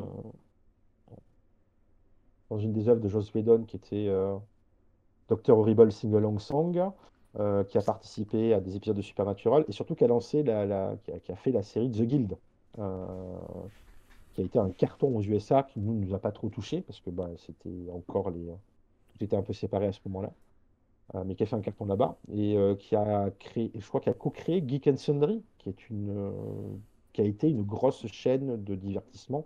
Bah, Critical Role, si vous connaissez, qui est la grosse série à succès sur le web américain sur le jeu de rôle, ça a commencé sur Geek and Sundry. C'est Phyllis Day qui les a lancés. Euh, Cette nana, elle vient sur Paris et Cédric Letterdy nous dit à François, à moi, à Fabien, à Pen of Chaos, dans le journal Le Buck, venez, on va faire une petite soirée avec elle. Bon, le mec, il organise une soirée payante sans nous le dire, donc il fait payer des gens pour venir à une conférence où on arrive, nous. Et donc, on a passé la soirée avec cette dame, super intéressante évidemment. Et puis arrive la conférence. Et donc, elle se fait en anglais, puisque notre interlocuteur est en anglais. Et là, on la voit pas, on voit avec la personne qui fait la conférence, il pose des questions et on voit la réponse hyper américaine, corporate et compagnie que tu vois dans toutes les vidéos d'interviews d'acteurs qui ont fait des films. Ah, it was an amazing job with an amazing director. Et on a exactement les mêmes éléments de langage. Et moi, je regarde le truc, je fais, waouh, ah ouais, c'est une pro, elle, hein. Et le micro va à François Descraques et il déroule un discours dans la même veine. C'est pas... Non, mais en fait, il a les mêmes... Je vois les mêmes éléments de langage et tout, puis il y répond vraiment dans le truc. Je fais waouh, ce serait trop. Enfin, c'était un exercice de style. Moi, j'étais admiratif. Je regardais en me disant, j'espère que ça va pas être mon tour. Je regarde Fabien qui me chuchote, je comprends pas l'anglais. Je commence moi, à éclater de rire dans mon coin tout seul, donc à me taper la honte. Et là, je m'en souviendrai toute ma vie de ce moment. Donc, on vient d'avoir un truc, un discours ultra corporate sur la place du producteur dans le processus créatif et tout. Le micro me passe devant, je fais semblant de pas le voir, tu vois. Genre, non, je veux pas le micro maintenant. Et il y a Pen of Chaos qui attrape le micro et qui commence en français. Bon, alors moi, déjà, je le dis tout haut et fort, les producteurs, c'est tous de la merde. Et alors là, moi, j'éclate de rire, de mon rire le plus sonore avant de me boucher la bouche d'essayer de contrôler mes nerfs. Je vois Fabien avec un énorme sourire et je vois le côté américain se figer, quoi. Pas Félicia Day parce elle ne comprend pas ce qui est dit. Le traducteur qui il hésite à lui traduire quoi que ce soit. Et là, bon, je lui ai jamais dit, hein, mais ce jour-là, c'est devenu une de mes idoles. Et là, il m'a tendu le micro et j'ai fait, bah, pareil, je suis parti sur la même veine, mais c'est là que je me suis dit, il y a vraiment des profils très différents et qui correspondent à des générations différentes aussi. Nous, on n'est pas né avec Internet. On est né avec l'idée qu'on serait à jamais cantonné à notre cercle familial. Bah, en fait, Euh, en infocom, on avait appris ça dans mes cours d'infocom. Je ressors mes vieilles études de oui, DUTMMI. c'est T'avais intéressant. t'avais d'un côté le web amateur que toi et Fabien représentaient, et de l'autre Mm. le web pro. Mais vraiment pro, voilà, c'était vraiment les deux qui n'arrivaient pas à s'entendre sur ce point-là, quoi. Non, on peut cohabiter sans aucun problème. La preuve, on a fait on s'est amusé avec l'équipe de François. Non, mais Mais sur ce point, je voulais dire, sur ce point, bon, vous étiez en. ah oui, sur ce point-là, Vous étiez aux on n'a antipodes, quoi, pas. ouais. Oui, on peut dire qu'on n'était pas sur la même longueur d'onde, tout à fait. Ouais. Hmm. Les antipodes, je dirais pas.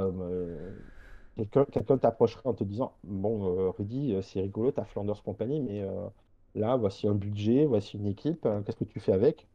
Je pense que je queenerai comme n'importe qui et que peut-être que j'attraperai le bait, mais je dois dire que cette liberté de faire ce que tu veux, de pas avoir à gérer le quand dira-t-on ou tout simplement le business plan sur lequel tu te. Peut-être pas business plan, j'ai pas de meilleur mot, malheureusement, je suis désolé.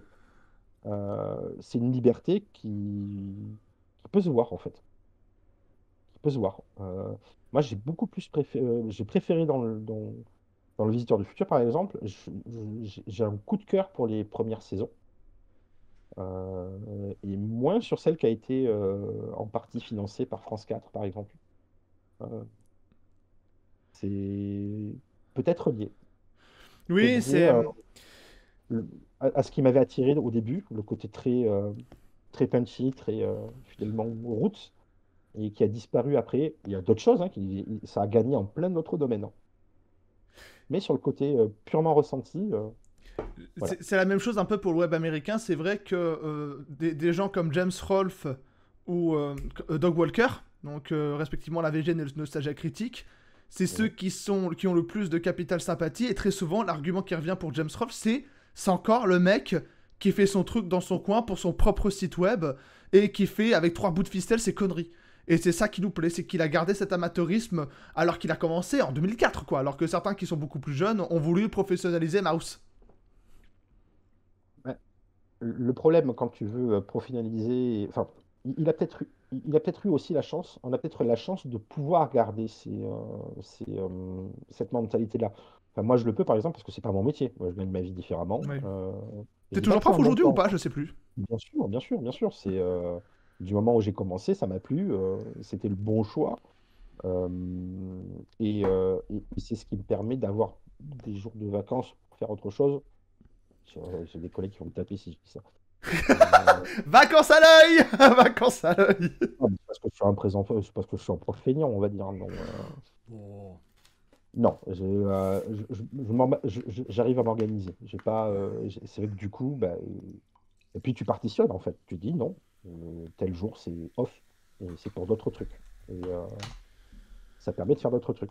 Mais ouais, je pense que quand on est plus libre, je pense que ça se sent aussi. Mm. Euh, Après, pour des gens ça se sent aussi pour les gens qui ont connu les deux périodes, je pense. Aujourd'hui, tu montres à des gamins, je pense que je montrerai à des gamins la Flanders, il y a d'affaires, quoi. Mm. C'est absolument pas ce qui correspond à ce que les jeunes consomment aujourd'hui. Ça reviendra peut-être par cycle, là, la fiction, mais aujourd'hui, la fiction, sur Internet, soit c'est Mais des trucs commandés par des prods, soit Mais c'est justement, je voulais te rien. poser la question par rapport à ça. J'avais prévu pour la fin, mais on peut la poser maintenant. Est-ce que tu penses que Ouais. c'est encore possible aujourd'hui de faire de la web série avec la concurrence féroce qu'il y a sur YouTube, la politique exigeante sur les copyrights? J'ai vu que même sur la dernière saison que tu as fait pour YouTube, pourtant, il y a eu des coupures, tu as dû retirer des musiques ou les étouffer pour que ça puisse rentrer. Les exigences du Alors, public qui sont revues à la hausse. Est-ce que c'est encore possible d'en faire aujourd'hui de la web série? juste pour l'aspect musical, c'est entièrement ma faute, c'est parce que j'ai jamais pris la peine de demander à des gens de faire de la musique pour Flanders ou Damned, hein. Moi, j'ai toujours écouté des musiques d'OST, et ces musiques me font venir des images, c'est un peu comme ça que j'écris. Et donc, c'est un peu difficile de me faire lâcher le morceau, surtout qu'à l'époque où on a commencé, les VHS, quand on vendait des VHS en convention, on les dupliquait nous-mêmes, hein. Hmm. Je me rappelle de nuit entière, passer à l'école d'ingé, on avait la clé de l'école, je piquais tous les magnétos du premier étage, je les empile les uns sur les autres, et allez, montage en parallèle, clic. Voilà, 10 magnétos, ça fait 10 copies pour un film qui fait 45 minutes. 45 minutes la copie, allez, c'est parti. Ouais, le copyright, hein, voilà, ça me passait au-dessus de la tête. Pour Flanders, on a continué, mais cette fois-ci, du coup, on a payé la SACEM via No Life et mais les droits, c'était un peu compliqué à obtenir, mais les droits n'existaient pas en France. Les musiques qu'on utilisait, les droits en Europe. Hmm. Mais maintenant, avec tout ce qui se passe sur YouTube et tout, ces musiques, elles sont de plus en plus strikées. Donc, il faut les enlever. Oui, Comme ça. mais même sur Euh, la dernière saison, c'était pas pour dans Live que tu l'as faite. non, c'était pour nous, mais j'ai gardé le même travers d'utiliser des musiques connues, en fait. Non, mais Donc, du je suis pas coup, en train de te blâmer, je fais la même chose sur mes chroniques. J'utilise beaucoup de musique existante parce que c'est de musique que j'aime, donc je vais pas me forcer. Et je me dis, au pire, je suis démonétisé, ma chaîne n'est même pas monétisée, je m'en fous. Mais avec les exigences, avec tous ces détails-là, tu penses que c'est encore possible de faire de la web série? je pense que c'est possible, mais il y aura un cycle, en fait. Je veux dire, à un moment donné, tous ces trucs qui marchent aujourd'hui, les gens vont se rendre compte de la supercherie ou vont s'en lasser, quoi. Hmm. Moi, ce que je vois sur déjà enfin, si on parle de youtubeurs, les trucs qui marchent, c'est des trucs qui sont extrêmement calibrés, avec des mécaniques. Enfin, tout est fait. Enfin, on utilise les mêmes mécaniques pour piéger les viewers que les apps utilisent pour piéger les utilisateurs, quoi. Donc, on est sur les mêmes trucs. Un influenceur ou un youtubeur, très souvent, c'est un panneau publicitaire. Donc, enfin, moi, de mon point de vue, c'est pas le truc le plus intéressant de l'univers. C'est même un danger pour l'information. Parce qu'il y a beaucoup de gens qui s'improvisent, euh, je vais dire, conférenciers ou spécialistes dans certaines choses, tout en disant ne pas l'être, mais qui finalement vont participer à l'éducation ou au partage d'informations auprès de beaucoup de personnes. Et il y a beaucoup de ces individus, il ne faudrait pas leur donner ces manettes-là, quoi. Hmm. C'est rendre service à personne. Euh, Surtout pas aux gens qui vont l'écouter, quoi. Donc, je suis très circonspect par rapport à cette production YouTube. Je suis clairement pas la cible. Je la garde loin de moi. Je la garde extrêmement loin de mes enfants et des enfants qui me sont proches parce que je les trouve extrêmement néfastes. Euh, voilà, hein,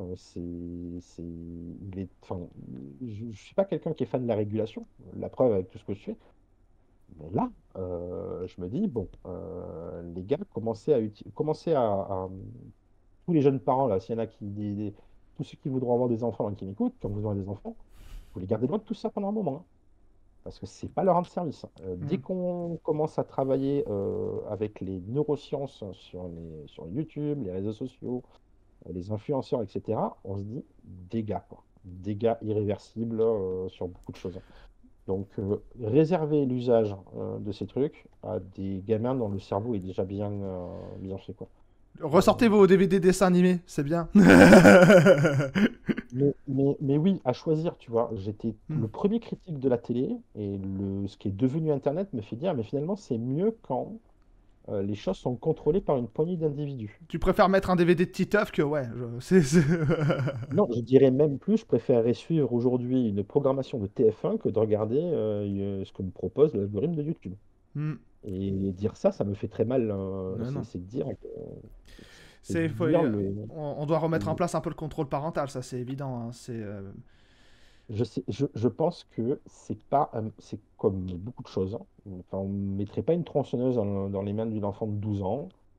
Et YouTube, vous avez l'impression que c'est l'enfant qui va choisir ce qu'il regarde. Non, c'est l'algorithme qui va choisir ce que l'enfant va C'est ça. regarder. Et là, du coup, c'est une tronçonneuse mentale que vous lui mettez dans les mains. Mais, Faites attention. pardon, excuse-moi. Non, pardon, excuse-moi, c'est le côté prof qui... Non, non, il n'y a pas de souci. bonne Mais conduite. tu disais qu'à un moment qu'il y aura des cycles et que ça va changer. C'est vrai que pendant un temps, on était bombardé de shorts. Il y en a encore des shorts aujourd'hui, mais c'est vrai qu'on s'est dit, c'est la TikTokisation des esprits. Et là, ce qui revient de plus en plus, et je le vois sur Radio Dojo, même si c'est très niché, mais je me rends compte de la clientèle disponible pour le format long. Mais vraiment. Ah bah, t'es le premier à me dire ça, du coup. On est plutôt, et je pense que je suis pas en train de briser un secret en disant on en discute quand on a l'occasion de discuter avec Fabien. Je crois qu'on a la même vision un peu circonspecte de ce qu'est devenu le YouTube, hein. Enfin, ce qui est devenu en fait la création sur le net. On va pas mettre que YouTube dans Après, le moi, je suis cas. quelqu'un de très optimiste de base, donc ça joue peut-être. Oui, moi je me dis aussi que c'est cyclique. Là, pour l'instant, on est envahi de produits formatés, Hmm. de mecs qui font des jeux de société en disant qu'ils ont travaillé 6 mois dessus sans avoir jamais regardé ce qu'ils vendaient. De mecs qui te font passer une promenade de milliardaire sur une montagne pour un exploit viriliste. Enfin bon, je vois ça passer, je fais d'accord, ok, ok, ok, ok. Ben, ça passera. Je veux dire, à un moment donné, là, les gamins d'aujourd'hui sont à fond là-dedans. La génération d'après va trouver ça nul et va passer à autre Hmm. chose. Bien Et sûr. peut-être qu'à un moment donné, ça reviendra sur la fiction. Surtout si avec l'IA, les gens les producteurs se mettent à faire de la merde, en fait, c'est-à-dire Ah ouais. confier la création à des machines. Ouais, peut-être qu'on va du coup avoir trouvé des trucs qui sont faits par des êtres humains, même un peu roots, un peu plus intéressants, et des histoires un peu plus intéressantes. Parce que les erreurs, faut les chérir, mais les erreurs humaines, les trucs qui sont faits avec l'âme humaine, même si c'est des erreurs, faut les chérir. Et on sera toujours émotionnellement. Moi, c'est un truc que j'ai remarqué, c'est que ce qui est fait par IA, c'est très lisse, c'est très clinique. Alors que j'utilise beaucoup l'IA pour mon usage personnel, hein. Mais c'est vrai que c'est froid, Oui, c'est clinique. Et rien ne vaut quelque chose qui a été fait, fabriqué par une âme humaine. Donc je suis assez d'accord avec toi. C'est qu'à un moment donné, les gens vont peut-être revenir un peu à la base. D'ailleurs, tu vois, même dans le cinéma, et les gens commencent à revenir de plus en plus aux effets pratiques. Quand tu vois le score que font des films comme Top Gun Maverick, tu te dis, ah, il y a un retour sur ça, quoi. Et bah, ça se voit, en fait. Il y a une plus-value qui est disparue et qu'on retrouve chez de rares les, les Gaulois réfractaires, mais c'est vraiment ça, quoi. C'est l'image mais, Astérix. mais du coup, pour recentrer, la période No Life, aujourd'hui, avec le recul, c'était. Donc là, tu l'as vécu comment, toi? Ah, moi, très bien, parce que j'étais pas dans nos lives. Donc, Oui, du coup, j'avais pas le stress qu'ont vécu les créateurs de la chaîne et ceux qui la faisaient vivre et qui en vivaient aussi. hmm, C'est-à-dire que bah, ils y passaient toute leur vie, donc fallait bien qu'ils bouffent. 10 Donc, piges. c'était tout à fait. Oui, 10 piges. Et puis, beaucoup de stress pour un triumvirat, je dirais, Alex, Seb et Cyril, hein, les trois qui faisaient tourner la chaîne. Les gens de l'ombre que j'ai moins connus, qui étaient aussi ceux qui bossaient dans la cave au départ, quoi. Le mec toute la journée dans la cave. Euh, une excellente expérience, euh, un épiphénomène qui aura duré 10 ans, qui a été enfanté dans la douleur, éduqué dans la douleur et qui sera mort dans le soulagement général. Ouais, enfin, Pardon. pour vous, peut-être. Enfin, pour vous, quand je dis toi, les autres, peut-être, mais Ah non, c'est. moi, ça a été un drame. Ah, Moi, bah, ah non, mais moi, ah, moi, j'en ai chialé. J'en ai chialé. En plus, quand j'ai découvert la soirée de départ qu'ils nous ont faite, ces bâtards, j'en ai chialé. Mais je sais aussi que ça s'est fini comme ils l'ont voulu et avec le sentiment d'avoir fait tout ce qu'il fallait pour que ça dure le plus longtemps possible. Donc, mais- ils ont pour la plupart bien rebondi, très content pour eux. C'est un moment de nostalgie et quelque part, la peine est adoucie en sachant que eux, c'est des années de souffrance qui s'achevaient, de bonheur et de souffrance mélangées, hein. Moi, je sais que Oru, qui est la modération, sur ma chaîne, on a appris tous les deux en même temps. C'était le 1er avril, je crois, 2017. Ouais. Et sur le moment, Ouais. on a cru à une blague. On a dit, c'est pas possible. Et en fait, ils ont compris, non, non, non, c'est pas une blague. Ça va vraiment s'arrêter. Et là, on se retrouve comme des cons. J'avais oublié, j'avais oublié le mauvais goût dont faisait part la chaîne tous les 1er avril. Ah, la chaîne est morte, la chaîne est morte. Ah ben là, c'est vrai. Et là, mais vraiment, sur le moment, on s'est dit, c'est bon, ils nous ont fait le coup. Je rappelle la chanson, il y a aussi la vraie vie dans la vie, pleure plein petit. Je me suis dit, c'est bon. C'est comme quand ils ont fait croire à la mort de David Mourier, c'est bon, faut arrêter les conneries, 2 secondes. Et là, il m'a dit, non, non, là pour le coup, on déconne pas. Ah. Ah ouais, d'accord, bon. Ouais. Et, Et ça- la suite de Flanders, enfin la saison suivante, tu l'as fait du coup sur la chaîne des mecs de Noob. Je crois que c'est sur la chaîne un peu Noob qu'on a vu les épisodes de non. Popé. Alors, pour savoir, en fait, Flanders n'était pas hébergé par No Life, par YouTube, en fait, à l'époque de No Life. Non, bien sûr, bien sûr. Je parlais de la dernière saison. On était, on était hébergé chez Watt TV, qui était donc le YouTube de TF1. Oh oui, je me rappelle.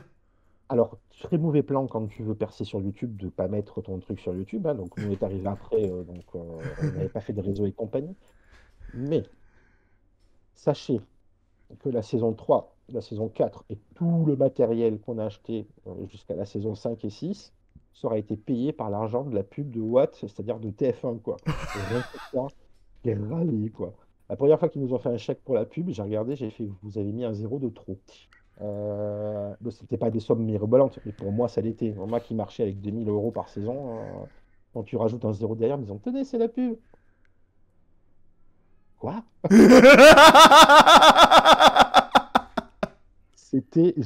On était fous. J'étais fou à cette époque-là.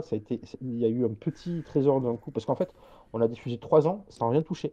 Puis un jour, on a dit, mais Fabien Fournier, vous lui donnez des chèques? Ah oui, bah, on va vous en donner un. Ben, on a vu, on a fait, ok, d'accord, on peut pas dire non. Non, on peut pas dire non, c'est bien. C'était très mauvais pour créer une communauté pérenne et compagnie, mais ça nous a permis d'avoir un financement et de jamais avoir demandé un centime à qui que ce soit, quoi, en fait. Ni aux C'est gens bien. qui participaient, ni. Mais on voit l'évolution technique. Ni- On voit l'évolution technique de la saison 1 à la saison 4. Ouais. On la voit, C'est quoi. l'évolution technique des machines et des logiciels. Je veux dire, une fois que la HD arrive, bah oui, tu vois la Oui, mais le différence, pognon a quoi. dû être aidé, non? Un peu, quand même. Ah non, c'est toujours fait dans la cave par moi-même, hein, tout. Donc, ça a Moi, je sais aidé pas, pour le j'avais matériel. remarqué que la qualité de l'image s'est améliorée entre les saisons. Ça, c'est bah oui, tu passes d'une caméra DV à une caméra HDV, Oui, mais il fallait de ton l'acheter. caméscope familial. Mais oui, mais bien sûr, ce pognon a aidé à avoir de meilleures images. Mais on s'est pas amélioré, genre, c'était pas non plus des sommes, je Oui. pense que je peux le dire, hein. Je crois qu'on a dû faire dans le DVD. Le DVD a dû rapporter, de tout ce qu'on a vendu avec Kazé, ça a dû rapporter dans les 20 000 balles. Et je pense que la pub sur Watt était quelque chose d'à peu près un peu moins. On a dû faire dans les 10 000 balles. Donc cumulé, on a toutes les saisons de Flanders, tout cumulé, et rajouter la saison 6 qu'on est en train de faire, qui a été la plus chère qu'on ait jamais faite. Ça a dû coûter 40 000 balles. Donc rien, quoi. Bah, Sayuri, ma modératrice qui a le coffret de l'intégrale, bah tu as contribué. Mm. Tu as contribué à cette somme-là. Et moi, j'ai pas pu Exact. parce que j'avais pas d'argent de poche pour l'acheter. Voilà. Et à la, et à la piscine couverte de Cédric Littardi aussi, hein, je pense. Mm. Voilà. Mais Quelle époque. et du coup, la saison 5, mais pourquoi du coup la saison 5 elle s'est retrouvée sur la chaîne de Noob, j'avais vu enfin la dernière saison. On n'avait pas de chaîne YouTube. Moi, j'avais une chaîne YouTube qui était à mon nom. Elle s'appelait Rudy Pomerade, la chaîne YouTube. Et je mettais juste, je crois que j'avais mis la première saison de Flanders en parallèle, quoi. Et c'est tout. J'avais laissé. Ah non, j'avais mis les Dames Dead. Oui. Voilà. Donc, j'ai dit oui, la poubelle. C'était mon compte YouTube. Je dis ouais, c'est la poubelle. Puis Watt ferme, donc il faut tout retransférer. Et je me dis, on fait comment? Et là, Fabien me dit, bah, vu qu'on est tous les deux, si tu veux, on fait une chaîne, enfin la chaîne Noob, on fait Noob Flanders. Je dis, gars, c'est toi qui fais tout sur la chaîne, je garde la chaîne Noob, et puis on mettra Flanders. Et puis là, quand on a mis les épisodes, il a fait ça super propre. Il nous avait mis en avant et tout. Il avait fait un bandeau où les deux équipes apparaissaient. Et puis, comme on n'a rien fait pendant 4 ans, il a récupéré sa chaîne, mais c'est toujours hébergé sur Noob. On verra pour la saison 6 comment on va être diffusé. Je pense que je la mettrai sur. Je proposerai à Fabien de la mettre sur les chaînes de Noob, mais peut-être que je polluerai les fichiers iront polluer la chaîne qui est devenue la chaîne Flanders Company depuis YouTube, qui existe du coup. On verra. Mais de toute façon, Fabien toujours relaye ce qu'on fait là-dessus. C'est un vrai ami, quoi. Lui et son équipe, c'est des vrais potes. Ils On ont, l'embrasse. ouais, ouais, toujours des poutous parce que là, il est en train de se casser le dos et les yeux et la santé pour finir tout ce qu'il a à finir pour le Grand Rex du 1er mars. Noob, les arcades ultimes, 1er mars, Grand Rex, avant-première, Petite il doit promo. rester des places. Nickel. Ah oui, Grand Euh, Rex. Vous avez un truc amateur au Grand Rex, vous y allez. C'est- Enfin, moi, mais j'y vais en tout cas. il y a une question, Sayuri m'aurait trucidé si je te l'avais pas posée, mais c'est vrai Mm. qu'on avait vu beaucoup de changements de casting entre certaines saisons de Flanders. On a vu, bah, il y a eu le départ de celui qui jouait le Dr Parker, donc Vincent Ladeuil. Et Oui. il y a aussi le comptable qu'on n'a plus vu du tout, et c'est Sayo qui m'a dit, Oui. on l'a plus vu Pourquoi? du tout, qu'est-ce qui s'est passé? Et Alors, figure-toi que ce monsieur était CPE dans mon collège. uh-huh. Voilà, et que l'année où il disparaît, c'est parce qu'en fait, il a eu sa mutation en Martinique ou Guadeloupe. Chez nos confrères Du coup, ultramarins. voilà, donc du coup, oui, ça s'est arrêté là, avec ce monsieur parce que bah, il pouvait plus venir tourner en fait. Donc on pouvait Ouais. plus. On a perdu Gilbert ce jour-là, c'était une grande tristesse. Parce il était rigolo, mine de rien. Même s'il se faisait bolosser par toute l'équipe, on l'aimait bien. Mais moi j'avais adoré le fait, surtout quand tu connais le personnage. euh, En fait, c'était un monsieur avec beaucoup de facettes. Individuellement, c'était un type super. CPE, c'était le mec le plus carré que j'ai jamais vu dans le poste. Et quand on vient le faire tourner, il nous fait cette espèce de truc cringe. Je crois que mes Caro d'ailleurs me dit non, il faut pas qu'il revienne. Il me fait peur. Je dis, mais il joue un rôle Caro. Oui, mais il me fait peur. Je dis, ah, bah, il le joue bien son rôle Caro. C'est drôle. Donc voilà. Donc tous mes bisous à lui. Hein, si un jour il regarde cette vidéo ou s'il se cherche sur Internet, Hmm. ne cherche pas. Je sais plus si t'avais. Vincent, Vincent, Vincent Ladeuil, le départ a été programmé un peu dans la saison 4, je crois. Oui, le départ. Alors, il n'était pas prêt. Comment ça s'est passé? Attends, laisse-moi réfléchir. Je réfléchis à la chronologie. Tout se passe bien jusqu'à la saison 3. Oui. Entre la saison 3 et la saison 4, il y a un truc qui fait que, bon, va falloir qu'on arrête de bosser ensemble. Mais on lui laisse le choix, si je me souviens bien, tu veux disparaître, c'est genre on arrête là, quoi. Saison 4, c'est sans toi. Tu veux y participer un peu ou tu veux aller jusqu'au bout. Et comme sur beaucoup de choses, le choix n'est pas très clair. Donc on commence. Et à un moment donné, on fait, il faut que ça s'arrête. C'est plus gérable. Il faut vraiment que ça s'arrête maintenant. Et donc, il y a l'épisode où son personnage disparaît. C'est là où on a dit au revoir, on a dit au revoir au personnage et à monsieur. D'accord. Je vois. Voilà. Je te sens encore un peu agacé, je crois, non? C'est pas.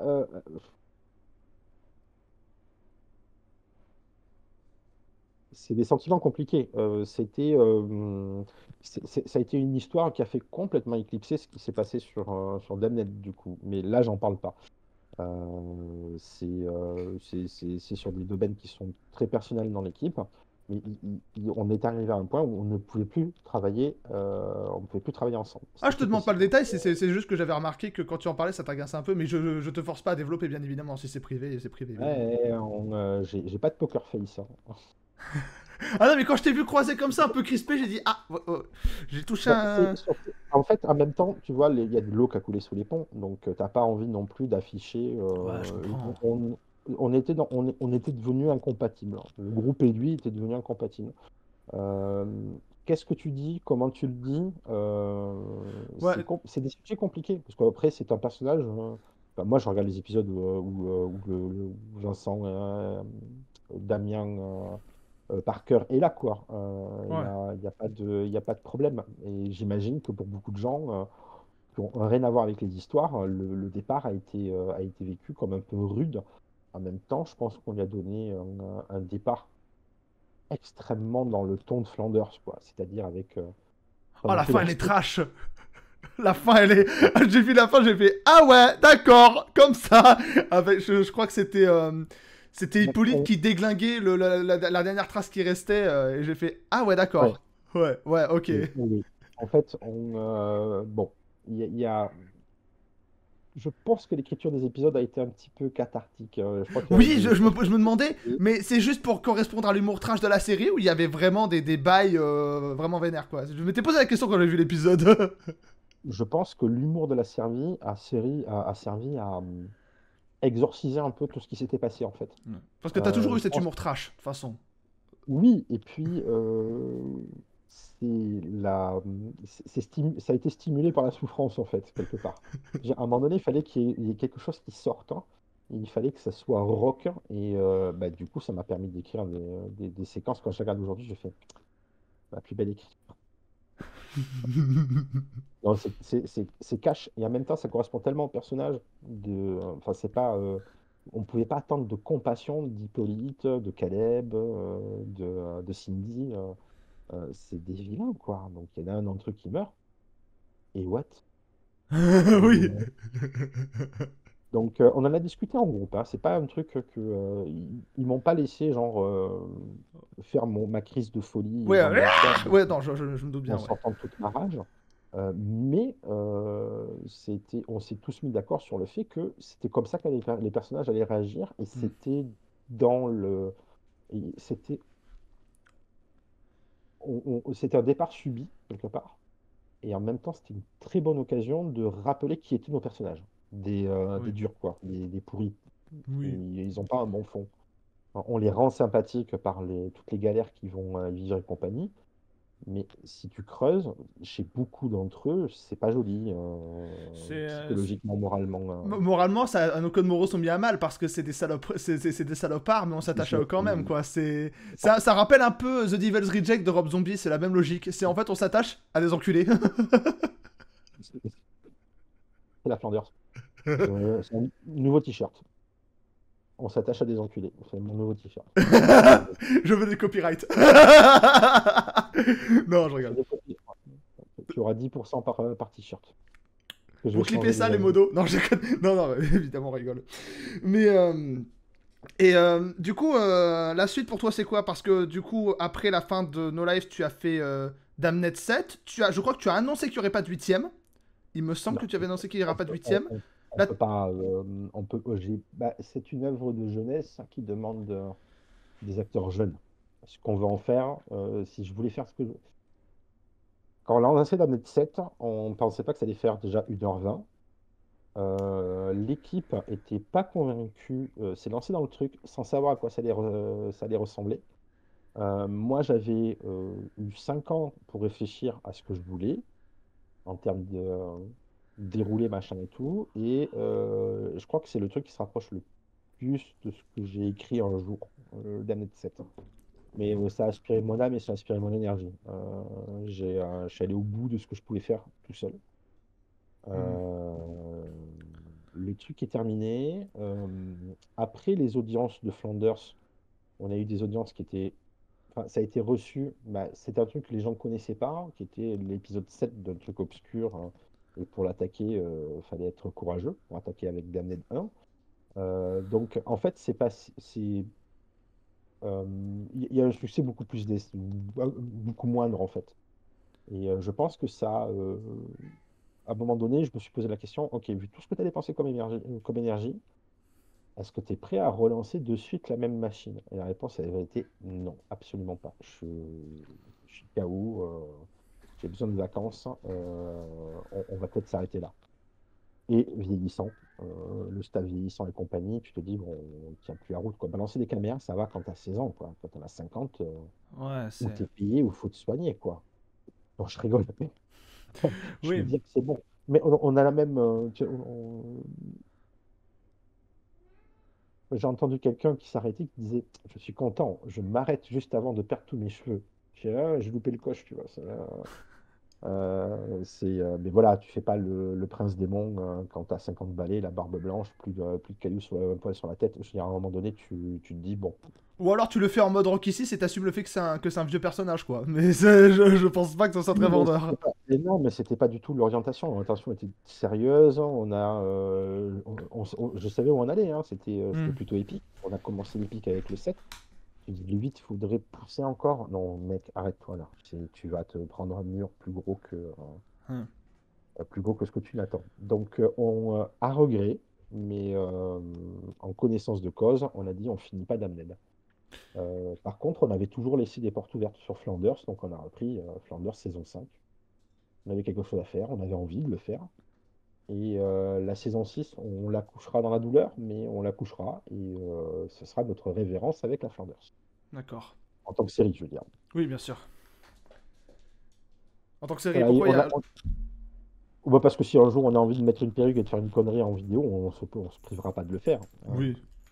Si à un moment donné on se dit, tiens, on a une histoire. Si un jour j'ai Laurent qui arrive, Rudy, j'ai une idée avec Gladys. Gladys, elle a 50 ans, Laurent. Oui, mais c'est pas grave, justement. On va faire Mamie Gladys. Dans la caméra, Laurent. Il n'y a pas de souci. Mais, euh, mais on ne refera pas, je pense, on ne refera pas de saison. Là, on va mettre 2 ans à faire une saison. Ouais. Parce qu'en plus, C'est dur. vous le faites sur votre temps libre et quand vous avez l'occasion de vous rejoindre, de vous retrouver, donc ouais, c'est pas évident, quoi. Voilà, tu as mis le doigt sur un des problèmes. Maintenant, pour avoir un planning commun, tu fais Ouais. des orgas à 3 mois et tu te dis, sur 3 mois, j'ai une date. Ok. D'accord. À 4 minutes la journée, ça va être un peu dur de faire des épisodes de 15 minutes. Bah écoute, on te souhaite le meilleur pour cette saison finale. Du coup, elle aura. Du coup, tu avais. Ceux qui viendront au Grand Rex le 1er mars, bah, ils auront le premier épisode de la saison 6 en avant-première. Nice. On fait la première partie. Euh, Fabien a toujours été nice. Je lui ai dit, tu veux projeter un truc au Grand Rex? Ah, ah. Non, Fabien, je sais pas où je t'allais au Grand Rex, tu fais ça. Voilà.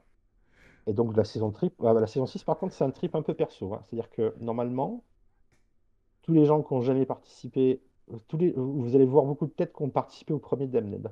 Oh! Ouais. Et c'est un tournage. On a eu 4 jours de tournage complet à Perpignan, avec des troupes de gens qui sont du coin, des lieux qu'on n'aurait pas eu ailleurs. Est-ce qu'il y a des acteurs du premier Damned? Mais bien sûr, bien sûr. Il y a Seth dedans.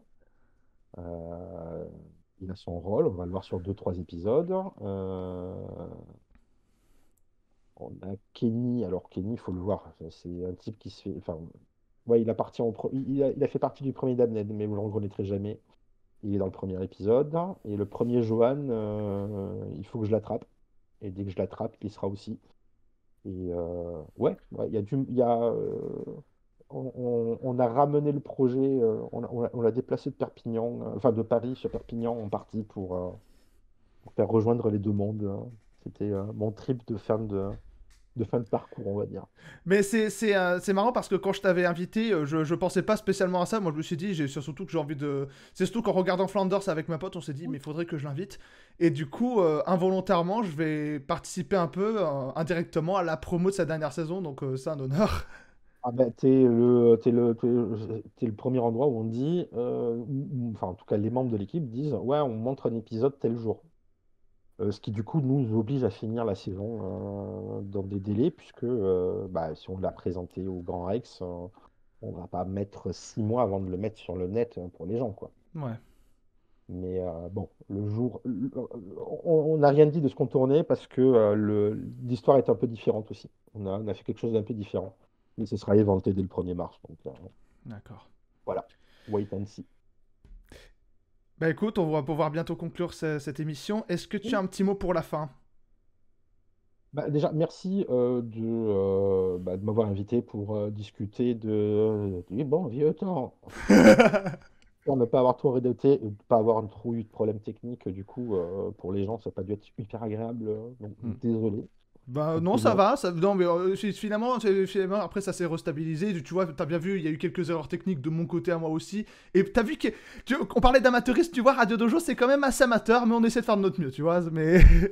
Mais c'est pour ça que j'ai dit oui aussi très vite. Je veux dire, il y a des petits trucs, enfin, il y a comment dire, il y a des choses auxquelles on peut me demander de participer qui n'ont pas forcément de grande amplitude, mais c'est pas grave Ouais, parce que si c'est fait par des gens passionnés, bah, vu mon cursus, ça tique. Si c'est faisable, je dis oui. Bon, il y a des fois quand on te dit, on t'invite dans une convention qui est à 600 bornes, où ça va se passer dans un hangar. Toi, tu vas enchaîner tes conseils de classe en rentrant. Tu fais, tu sais, je suis très gentil, merci de m'avoir invité. Non, non, BD et saucisson, je ne vais pas venir. Ameuge, non, non, je suis pas je suis vieux. Excusez-moi. Donc c'est vrai que des fois je suis obligé de dire non pour des raisons logistiques. Mais là, voilà, quoi, une soirée, une ça soirée aurait en été. ligne en plus, donc ouais, c'est... Oui, voilà, ça aurait été vraiment, ça aurait pas été fair-play de dire non, quoi. Hmm. Et je le regrette pas. Donc tout va bien. Non, non, mais j'espère que t'auras passé un bon moment sur Radio Dojo, et C'est aux gens qu'il faut demander ça parce que moi j'ai radoté. Radoter, c'est mon métier. Donc Non, non, mais attends, nous ça nous va très bien. Hein. Tu sais, on a fait des. On a déjà reçu un doctorant pour parler du Brexit, il a tenu 2h40. Donc on a l'habitude, hein. Donc. il était motivé, Pépère. Quoi? Il avait des choses à dire. Il était motivé, Pépère. Il avait des choses à dire. Ouais, ouais, non, mais c'était très intéressant. C'est une émission dont je suis très fier, et tout comme je suis très fier de cette émission. Bah écoute, Mais les gens passionnés, on te... c'est communicatif. De quoi? Les gens passionnés, c'est communicatif. On essaie avec tous les défauts qu'on a. Bah écoute, merci encore, Rudy, d'avoir accepté mon invitation sur Radio Dojo. Merci à Merci à vous. vous d'avoir assisté à l'épisode, j'espère qu'il vous aura plu. Vous savez, le prochain Radio Dojo, c'est dans 2 semaines, même jour, même heure. Je ne vous dis pas le nom de l'invité, je vous le réserve pour la veille. Comme d'habitude, vous connaissez la suite. Je vous souhaite une excellente soirée et je vous dis à la prochaine. Salut les frolos! Au revoir.